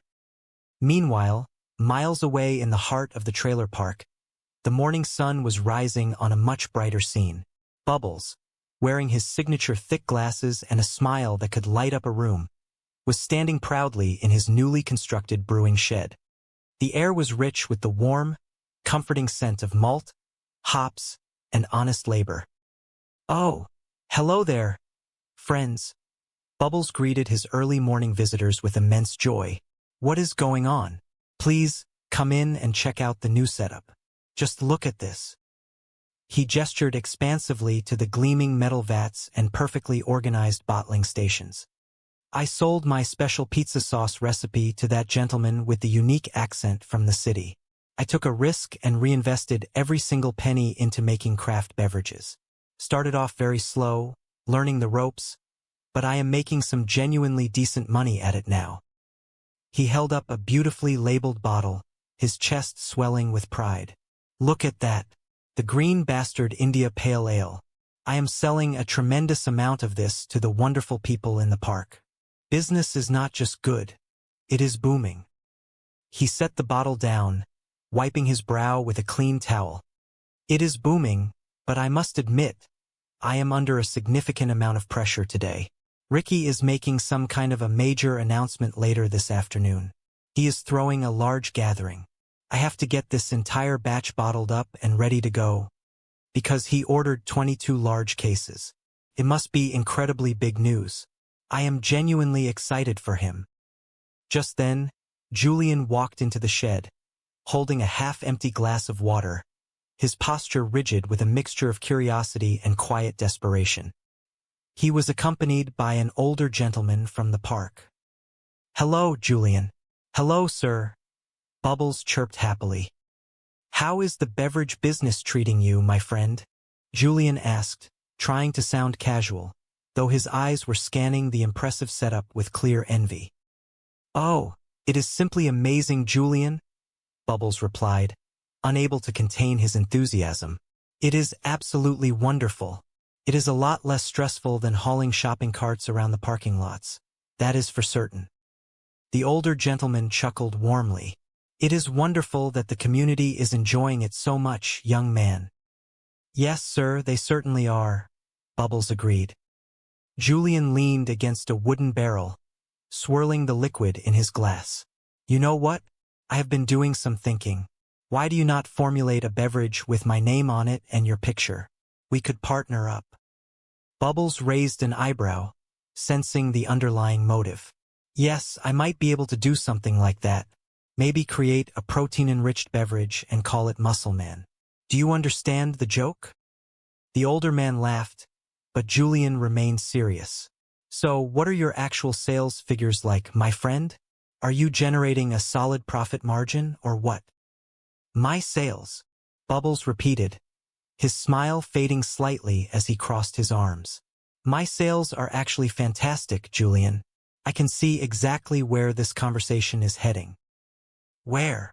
Julian asked, feigning innocence. Where do you think this is going? Well, Bubbles is generating a positive income now, Bubbles said, speaking in the third person to emphasize his point. Bubbles is making an honest living, so Julian is suddenly very interested in the craft beverage industry. Do not be difficult, Julian sighed, looking away. Let me guess, Bubbles continued. You want to be a part of it. Julian stood up straight, his tone defensive. Listen, I just want to make certain that you are doing the right things here and that nobody is taking advantage of you. Okay? Do you know the current valuation of your enterprise? Do you know your exact profit margins on your sales each week? Bubbles adjusted his glasses, standing his ground. Look, Julian, do not attempt to use complicated business jargon to intimidate me. I watch those television shows about investing, too. I know all of these financial terms you are throwing around. Julian slumped slightly, the facade breaking. Bubbles, I am completely out of money. I am entirely broke, my friend. I do not know what I am going to do. I am honestly trying to live a legitimate life here, but I am finding it incredibly difficult. I had a movie date last night with a lovely woman, and she had to pay for the popcorn. Do you have any idea how embarrassing that is for a man? Bubbles softened immediately. His friend was hurting. Well, Julian, I told you before, you should not be going out to the expensive cinema when you are struggling financially. It is a terrible drain on your resources. Bubbles, I was watching a movie in my own trailer, Julian confessed, his voice filled with shame. I could not even afford the inexpensive microwave popcorn from the local market. My situation is genuinely bad. Bubbles sighed, his heart aching out of dust.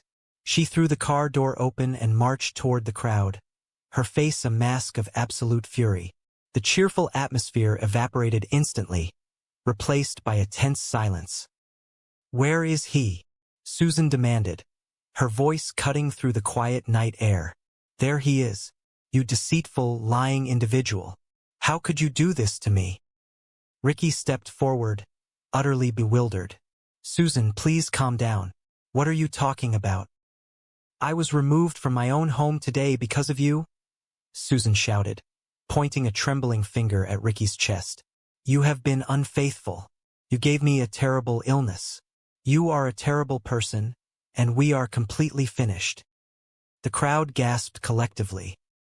Ricky's face flushed with a mixture of embarrassment and anger. Susan, hold on a minute. You listen to me right now.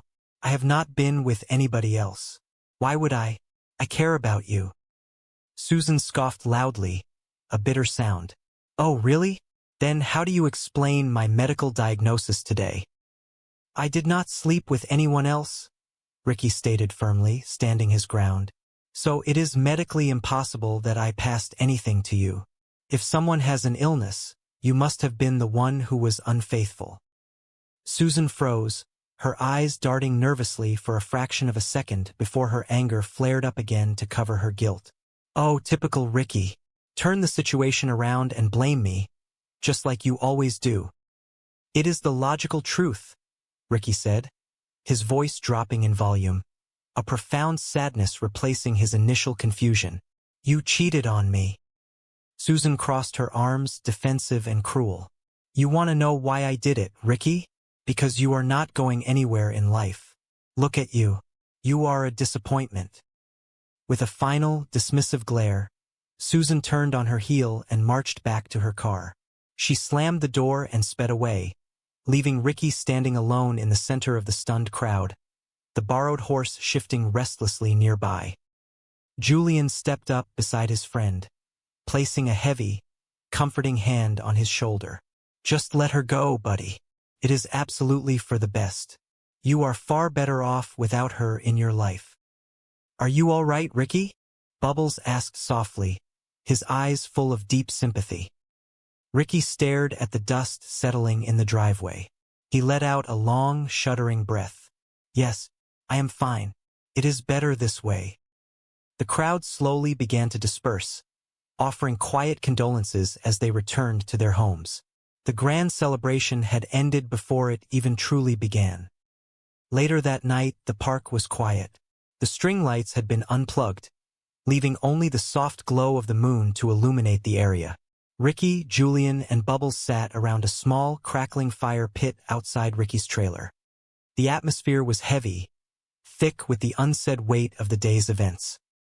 Julian stared into the flames, swirling the remnants of a borrowed beer in his cup. I ran out of my own beverages. Things are tough right now, boys. Ricky sat silently, nursing a glass of water, his posture slumped. The energetic, hopeful man from earlier in the evening had vanished, replaced by someone who looked thoroughly exhausted by life. Bubbles sat between them, observing his two oldest friends. He looked at Ricky's bruised arm and Julian's tired, defeated eyes. A well of emotion rose in Bubbles' chest, a profound mix of love, frustration, and undeniable fear. He took a deep breath, knowing that what he needed to say would be difficult for them to hear, but absolutely essential. Boys, Bubbles began, his voice surprisingly steady and loud in the quiet night. I have to get something off my chest, something that has been building up inside me for a very long time, and I simply cannot hold it in anymore. Ricky and Julian looked up, surprised by the solemn tone in Bubbles' voice. Okay, listen, Bubbles continued, leaning forward, resting his elbows on his knees. I will start off by saying that I love you guys. You are my family. I always have loved you, and I always will. We love you too, buddy, Julian said softly. Yes, me too, Ricky agreed, his voice rough. Just listen, Bubbles said, holding up a hand.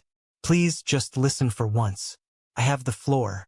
Now, this might sting a little bit, boys, but it desperately needs to be said. He looked directly into Julian's eyes, then Ricky's. Have you guys looked in the mirror lately? I mean, have you genuinely looked in the mirror, stepped right up close, and examined yourselves? Ricky looked down at his hands. No, I have not. I do not really like looking in mirrors. They make me feel strange. Well, you should do it, Ricky, Bubbles said firmly. Because it is time for us to grow up. Especially you two. Because we are getting older, boys. We are aging. We are not the young, invincible men we used to be.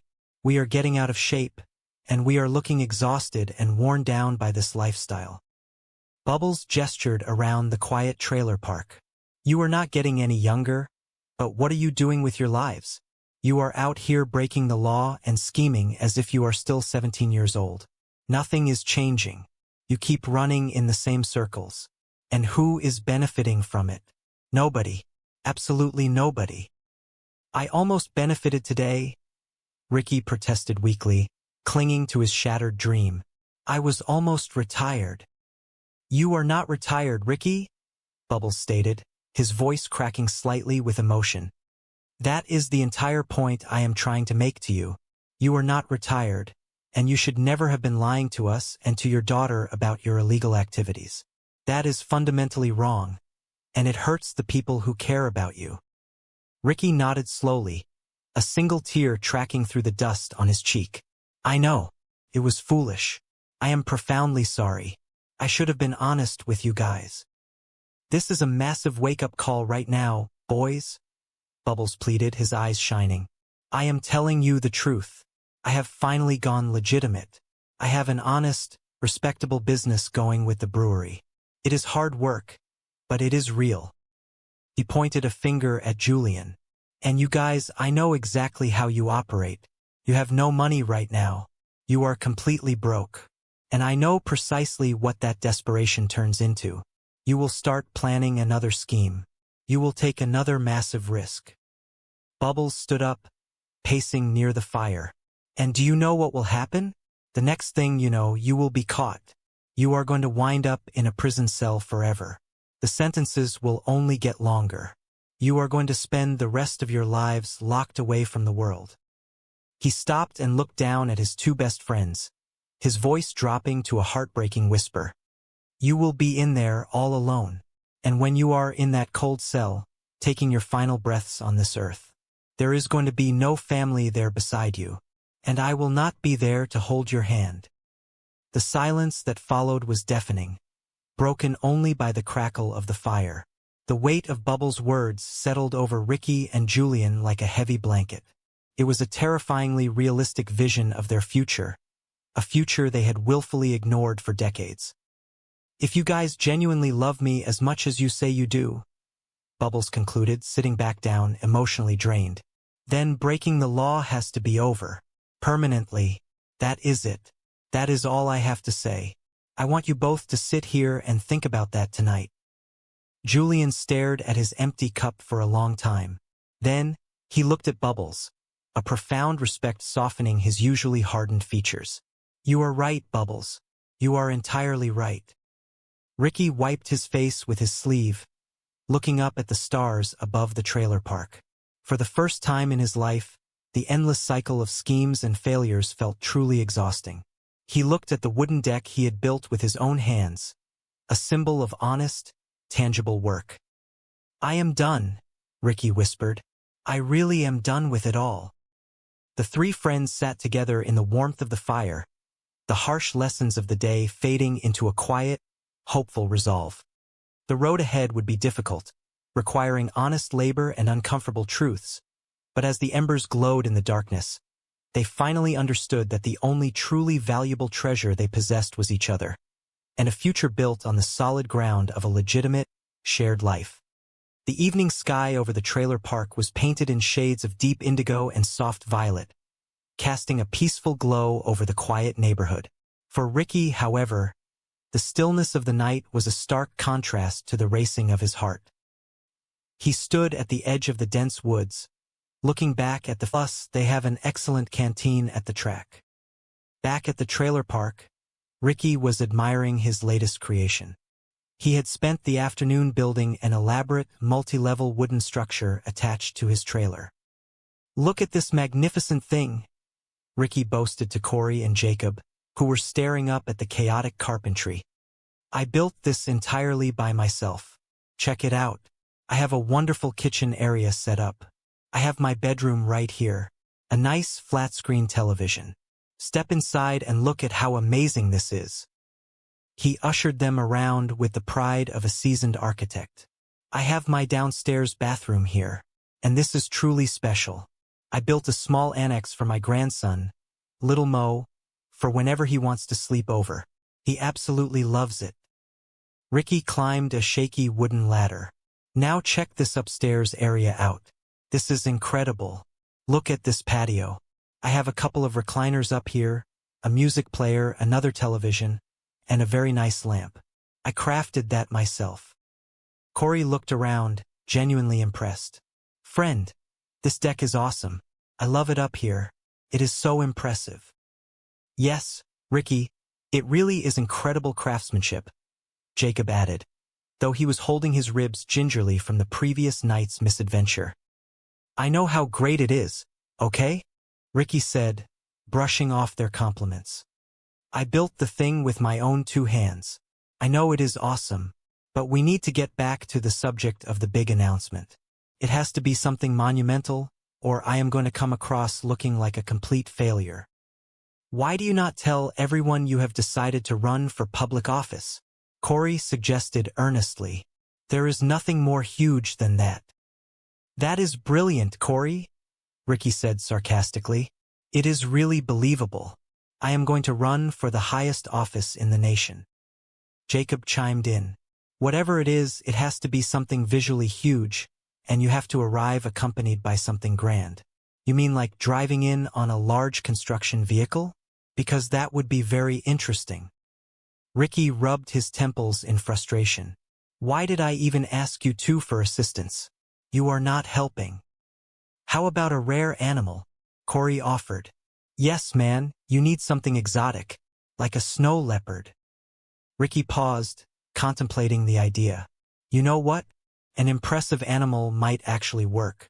But a snow leopard? Seriously, where in the world am I going to acquire a snow leopard on such short notice? It needs to be an animal, something large, but something we could obtain locally. I understand, Jacob said brightly. A bovine creature. A what? Ricky asked. A cow, Jacob clarified. No, not a cow, Ricky sighed. I have it. Something with 4 legs, that eats grass, and lives on a nearby farm. An arachnid, Corey guessed confidently. No, not an arachnid, Ricky said, losing his patience. A spider has 8 legs anyway. I am talking about a horse. Think about it. A majestic horse. It is beautiful. Friend, how did you even come up with that brilliant idea? Corey marveled. I do not know. It just popped into my head, Ricky said, a grin spreading across his face. What if the horse was a gift for Susan? Jacob suggested. That would make the announcement even more significant. Yes, what if it was a grand engagement gift for Susan? Corey added, his eyes wide. That elevates the announcement to an entirely new level. Ricky hesitated. But I am not formally engaged to Susan, am I? Yes, but if you propose to her in front of everyone, then it becomes real, Corey reasoned. And imagine if you rode into the party on an engagement horse. You know what, boys? Ricky declared, slapping his knee. It is absolutely perfect. A grand engagement horse. This changes everything. The plan was set into motion immediately. They borrowed a horse from a nearby, unsuspecting farm. It was a gentle, beautiful animal, though slightly confused by its new surroundings. As they slowly guided the horse toward the center of the trailer park, the sun began to set, casting a golden hue over the impending celebration. Bubbles was busy making his final deliveries. He had retrofitted a small golf cart to look like a miniature ice cream truck, complete with a speaker playing a cheerful, chiming melody. The beer deliveries have been going exceptionally well, Bubbles noted to himself, steering the cart carefully. Donnie has been my most loyal customer. As he approached Donnie's trailer, Donnie burst out the door, his face red with his usual inexplicable rage. Watch where you are driving that contraption. I just had new gravel placed in my driveway. Donnie, please calm down, Bubbles said soothingly. I will give you a complimentary case of beverages to make up for any disturbance. You are absolutely right, you will, Donnie shouted, pointing a finger. And you tell Ricky I want a replacement for the frozen chicken strips he borrowed last Friday. Donnie, please relax, Bubbles pleaded. Are you planning on attending Ricky's party tonight? I do not know yet, Donnie bellowed before slamming his door. Bubbles shook his head, driving away. I cannot imagine going through life harboring that much anger all the time. It is terribly unhealthy. Later that evening, the park's central square was transformed. String lights were draped between the trailers, and a small stage had been constructed from wooden pallets. The entire community had gathered, holding bottles of Bubbles' freshly brewed beer, murmuring with anticipation. Julian and Bubbles stood near the back of the crowd, looking skeptical. Hello, everyone, Ricky announced into a slightly staticky microphone, stepping onto the stage. I hope you are all having a wonderful time. Please make some noise if you are enjoying yourselves. The crowd cheered warmly. Thank you, everyone, Ricky beamed. How is everyone doing today? Excellent. Well, today is a truly monumental occasion for me, and that is precisely why I wanted all of my friends and family here. Are you ready for the major announcement? Yes, the crowd roared. All right, Ricky said, signaling to the side of the stage. Corey, Jacob, you are on. It is time. From behind a large recreational vehicle, Corey and Jacob emerged, leading the large, bewildered brown horse. A collective gasp rippled through the audience. Bubbles adjusted his glasses, his jaw dropping. Oh my goodness. Are you joking, Ricky? That is the big announcement? You acquired a horse. Well, it is not for me, Bubbles, Ricky said into the microphone, gesturing proudly to the animal. Is this not a beautiful horse? Today, I want to present this beautiful creature to the love of my life, Susan, and I am going to ask her to marry me right here in front of all of you. The crowd erupted into confused but supportive applause. Julian grabbed Bubbles by the arm. This is terrible. This is a remarkably bad idea. Look, Ricky does not need to use a grand gesture like a horse. If she truly loves him and wants to marry him, which is a miracle in itself, he does not need a horse or anything else.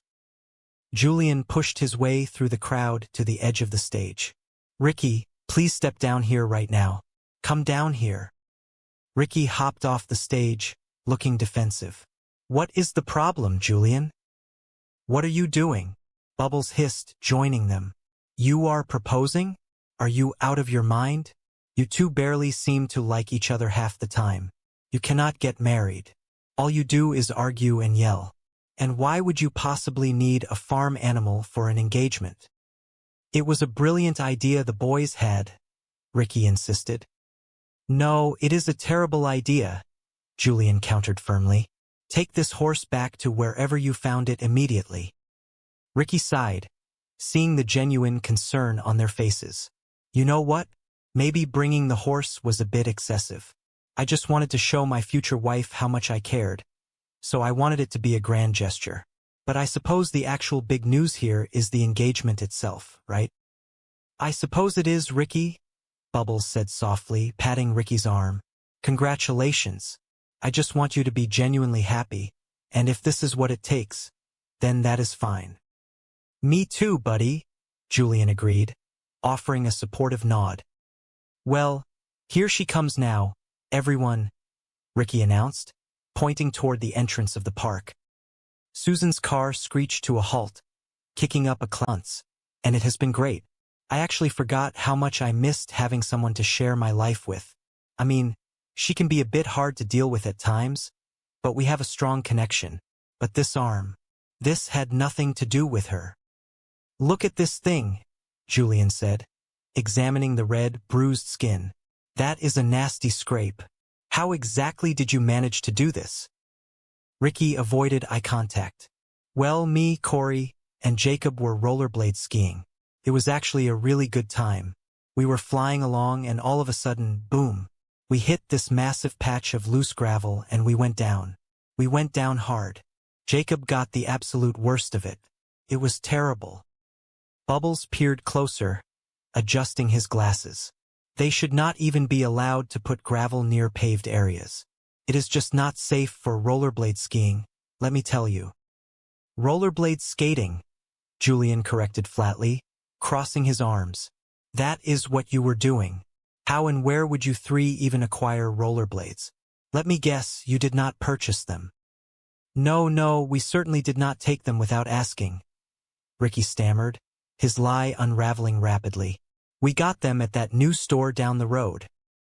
Before Ricky could dig his hole any deeper, Trinity, his daughter, walked into the shed, her expression stormy.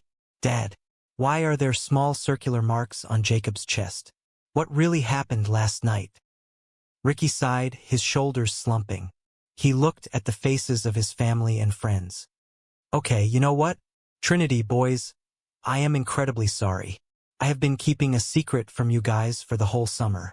I was not upgrading my small engine repair certification, and I was not taking that crane operator's course like I told you. I was secretly tending to a botanical garden of my own in the woods down by the old bluff. Dad, Trinity said, her voice filled with profound disappointment. That is unbelievable. You explicitly promised me you were done with that life. I know, Ricky pleaded, looking miserable. I am deeply sorry, but it was going to be amazing. I had developed a beautiful new agricultural technique. I had an irrigation system set up for 75 plants. They were thriving.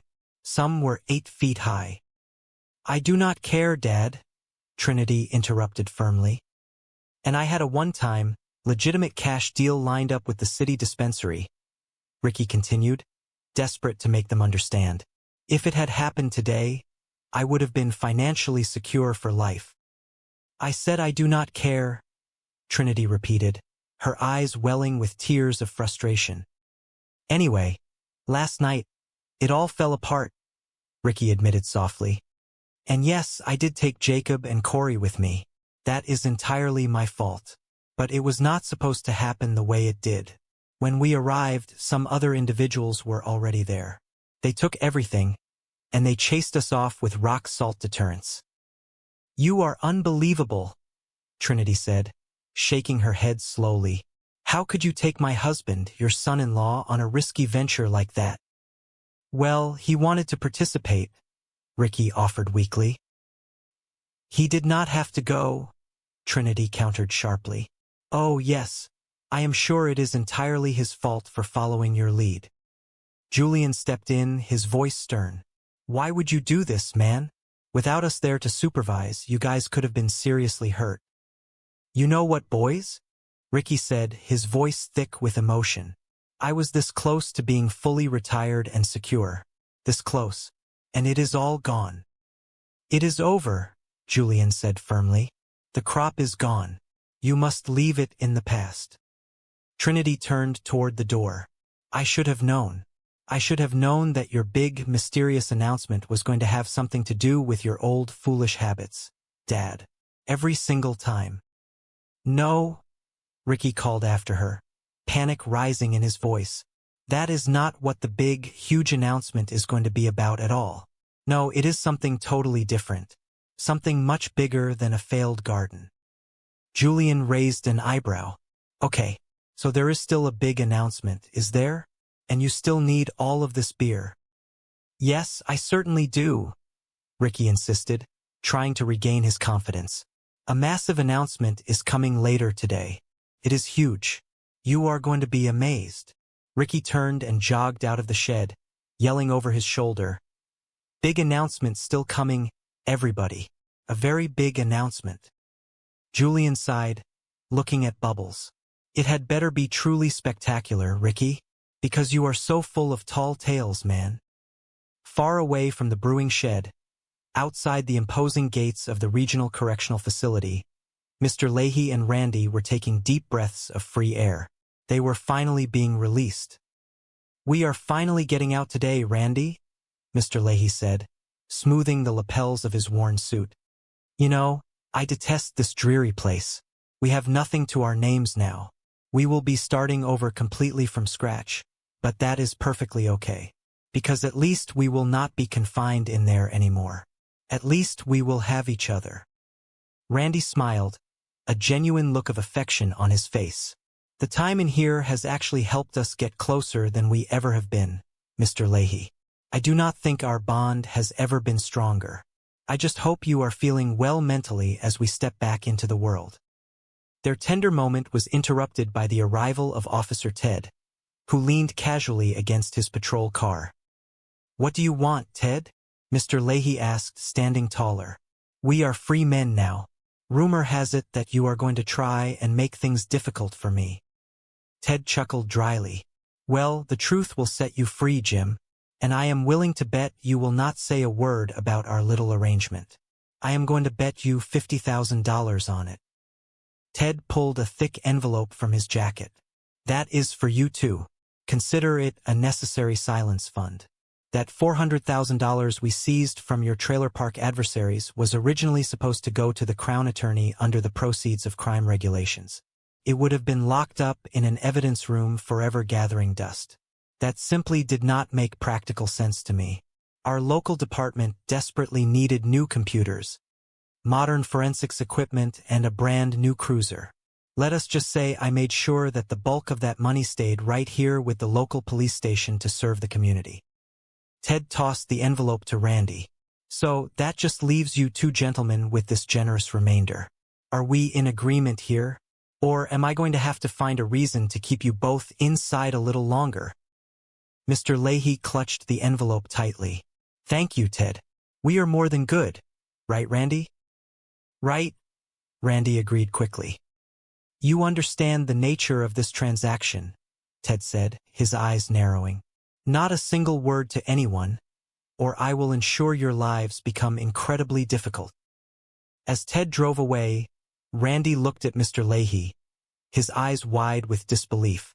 This changes everything, Mr. Leahy. But we cannot forget, when we go back to the park, Julian and the others might still hold a deep grudge against us. Look, Mr. Leahy said, a calculating gleam returning to his eyes.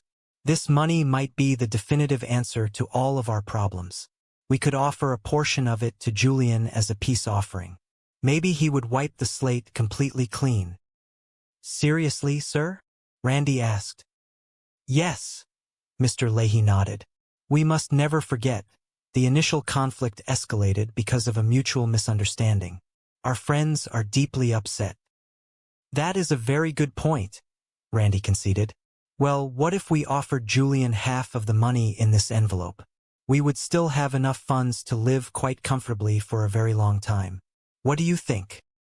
You are absolutely right, Randy, Mr. Leahy smiled. And then we would finally have lasting peace. But we can never, ever tell anybody about the true origin of this money. Do you promise?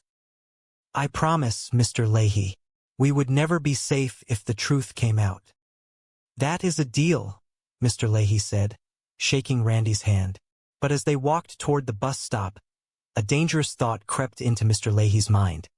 You know, Randy, giving up half of this is a significant concession. What if we took our share, the $25,000, and we invested it? We could double or even triple it. What are you talking about? Randy asked, slightly alarmed. How would we possibly double it so quickly? The horse track, Randy, Mr. Leahy said, his voice dropping to a conspiratorial whisper. We simply sit back, trust our instincts, and let fate choose our winning horses.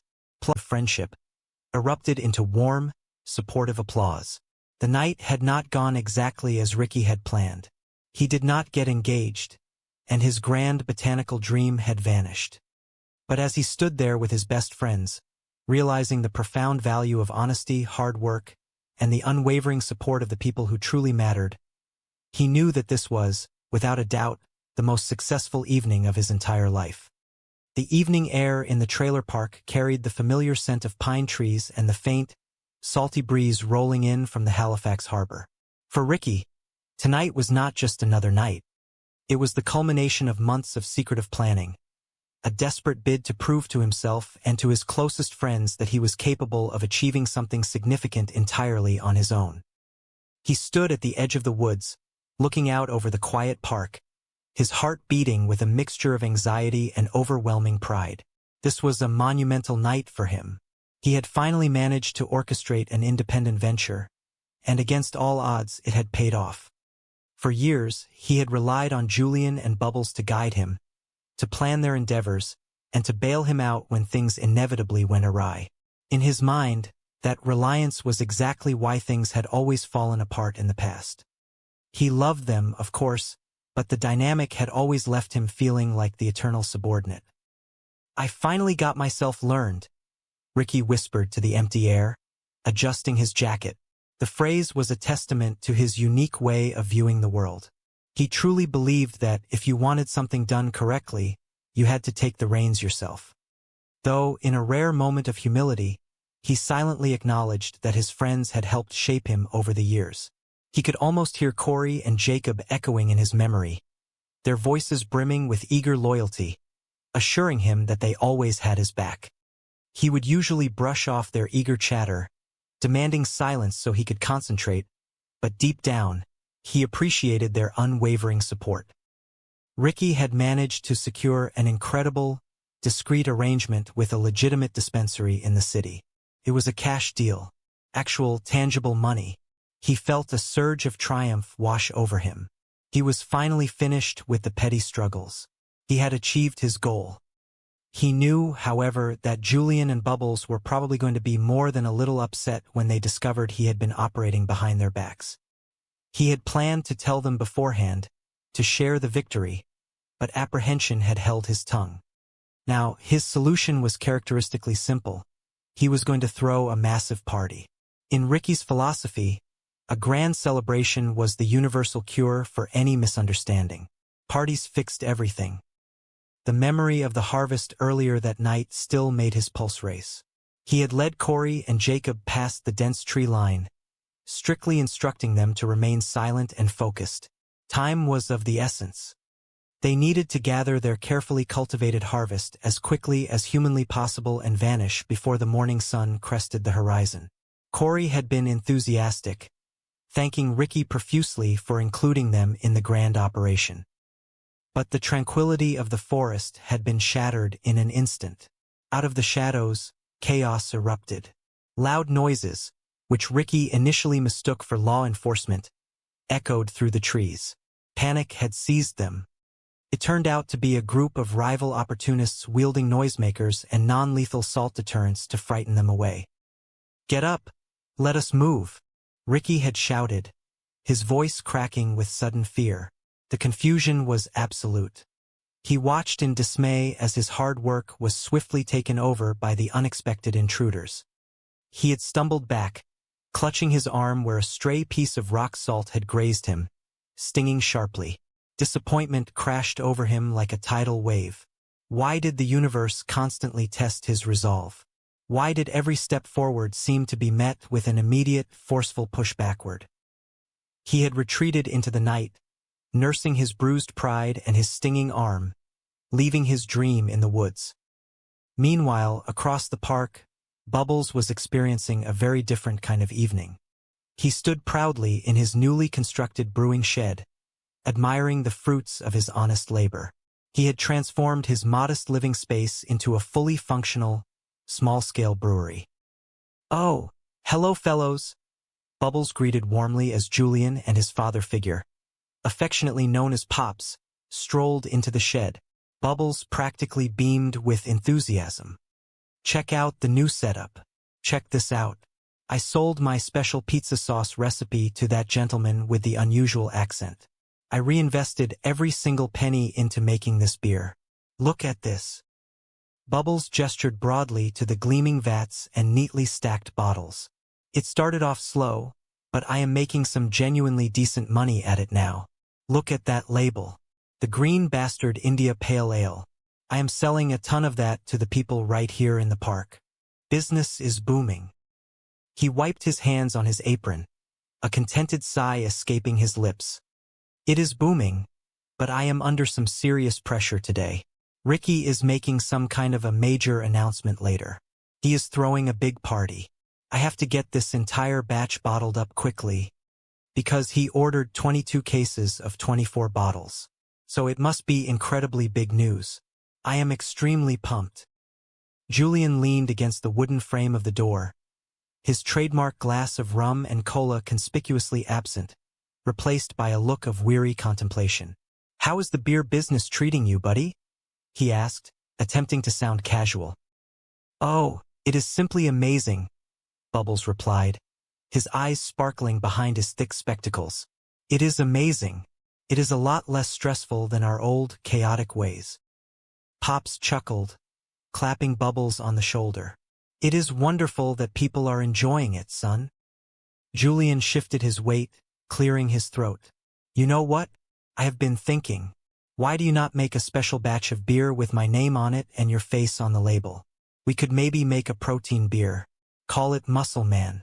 Do you get it?" Pops groaned slightly. "That is only mildly funny, Julian." Julian ignored him, stepping closer to Bubbles. "So what are your sales like, man? Are you making a solid profit or what?" Bubbles narrowed his eyes slightly, sensing a shift in the conversation. "My sales? Yes. My sales are genuinely great, actually, Julian. But I can see exactly where this is going. Where? Julian asked, feigning innocence. You see where this is going? Well, Bubbles said, crossing his arms. Bubbles is making honest money now. Bubbles is making a profit. So Julian is all of a sudden very interested in the intricacies of the beer business. Julian sighed, dropping his defensive posture. Look, do not be difficult. I just want to make sure you are doing the right thing here and that nobody is taking advantage of you. Okay. Do you know the exact valuation of your company? Do you know your profit margins on your sales each week? I watch those business television shows too. I know all the professional terminology. Bubbles softened, seeing the genuine distress behind Julian's bravado. Julian, what is really going on? Julian rubbed the back of his neck, looking defeated. I am struggling, man. I am completely broke. I do not know what I am going to do. I am trying to walk a legitimate path here, but I am finding it very, very hard. I had a movie night last night with a lovely woman I have been seeing. She had to buy her own popcorn. Do you have any idea how embarrassing that is for me? Bubbles shook his head sympathetically. Well, I told you before. You should not be going to the cinema if funds are tight. The snacks are incredibly expensive. Bubbles, I was watching a movie in my own trailer, Julian confessed, his voice dropping to a whisper. I could not even afford a simple box of microwave popcorn. It is a bad situation, man. Bubbles reached into his pocket without hesitation. Oh my goodness, you are being ridiculous. Here, just take this $20 bill. Julian looked at the money, a flash of stubborn pride crossing his face. That is pathetic. I do not want your charity. Well, you clearly need a little help right now, Bubbles insisted gently, pressing the money into Julian's hand. You cannot afford popcorn. Just take it, and you should appreciate it. Julian pocketed the money with a grateful nod, just as Ricky burst into the shed, clutching his forearm. Ricky, what in the world did you do to your arm? Julian demanded, immediately stepping forward to inspect the injury. Ricky grimaced, leaning against a barrel. I have been dating Susan now for 4 or 5 months, who suddenly felt very heavy and unnecessary. Wait a minute. You are offering me a peace settlement. Yes, Julian, Randy smiled. We want everyone to be happy. Thank you, Julian said sincerely, a weight lifting from his shoulders. I accept your apology. Later that evening, the park was buzzing with excitement. Fairy lights were strung between the trailers, Bubbles' music was playing cheerfully from the speakers, and everyone was enjoying the crisp, delicious India Pale Ale. Hello, everyone, Bubbles announced into a microphone. I hope you are all having a wonderful time. Please make some joyful noise for our host, Ricky. The crowd cheered and clapped as Ricky stepped up onto his newly built wooden deck, looking incredibly nervous but remarkably happy. Thank you, friends, Ricky said, waving to the crowd. How is everybody doing today? Wonderful. Well, today is a monumental occasion for me, and that is why I invited all of you here. Are you ready for the big announcement? Yes, the crowd shouted in unison. All right, Corey, Jacob, bring him out, Ricky commanded. From behind a large trailer, Corey and Jacob slowly led the majestic brown horse into the center of the gathering. The crowd gasped in awe. Oh my goodness, are you joking, Ricky? Bubbles whispered to Julian, his eyes wide. That is the grand announcement? He purchased a horse. Is he not beautiful? Ricky asked the crowd proudly. Today, I want to present this beautiful animal to the love of my life, Susan, and I am going to ask her to share her life with me. The crowd erupted in applause and supportive cheers.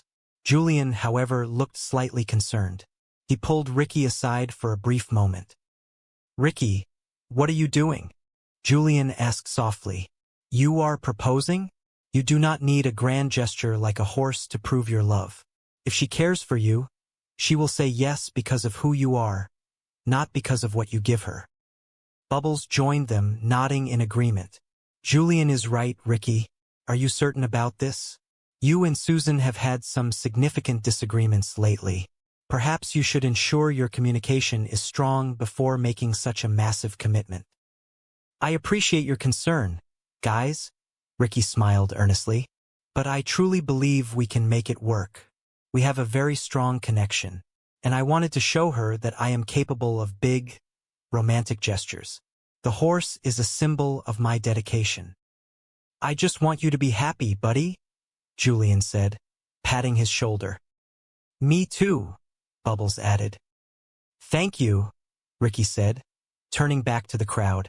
And here she is now, everyone, the wonderful Susan. Susan walked through the crowd, but instead of looking surprised and joyful, she looked intensely frustrated. She marched straight up to the deck, her hands on her hips. Richard, Susan said loudly, the music fading down as the crowd sensed the tension. We need to have a very serious conversation. What is wrong, my love? Ricky asked, his smile faltering. Look at this beautiful horse I got for you. I was going to ask you to marry me. Marry you? Susan scoffed, shaking her head. Absolutely not. I just discovered something terrible. My prize-winning, antique rose bushes in my front yard have been completely trampled and ruined. And my neighbor told me she saw you and your friends leading a massive horse through my garden earlier today. Ricky's face fell in horror. In their struggle to guide the horse, they had accidentally cut through Susan's yard and destroyed her most prized horticultural possession. Oh, Susan, I am so incredibly sorry, Ricky stammered, realizing his foolish mistake. We lost control of the animal for a brief moment. I never meant to cause any damage. You are so irresponsible, Ricky, Susan cried out, genuinely upset. You always try to do these grand, over-the-top things without thinking about the consequences. You ruined my garden, and you constantly bring chaos into my peaceful life. We are entirely incompatible. Susan, please, let me fix it, Ricky pleaded gently. No, Susan said firmly, wiping a tear from her eye. It is over, Ricky. I need stability, not surprises that destroy my landscaping. Goodbye. Susan turned and walked away into the night. The crowd stood in stunned silence. Ricky looked down at the floorboards of his new deck, his heart aching with rejection and embarrassment. Just let her go, buddy, Julian said softly, stepping up to the deck to comfort his friend. It is for the best. If a mistake with a horse is enough to end the relationship, it was not meant to last. Are you all right, Ricky?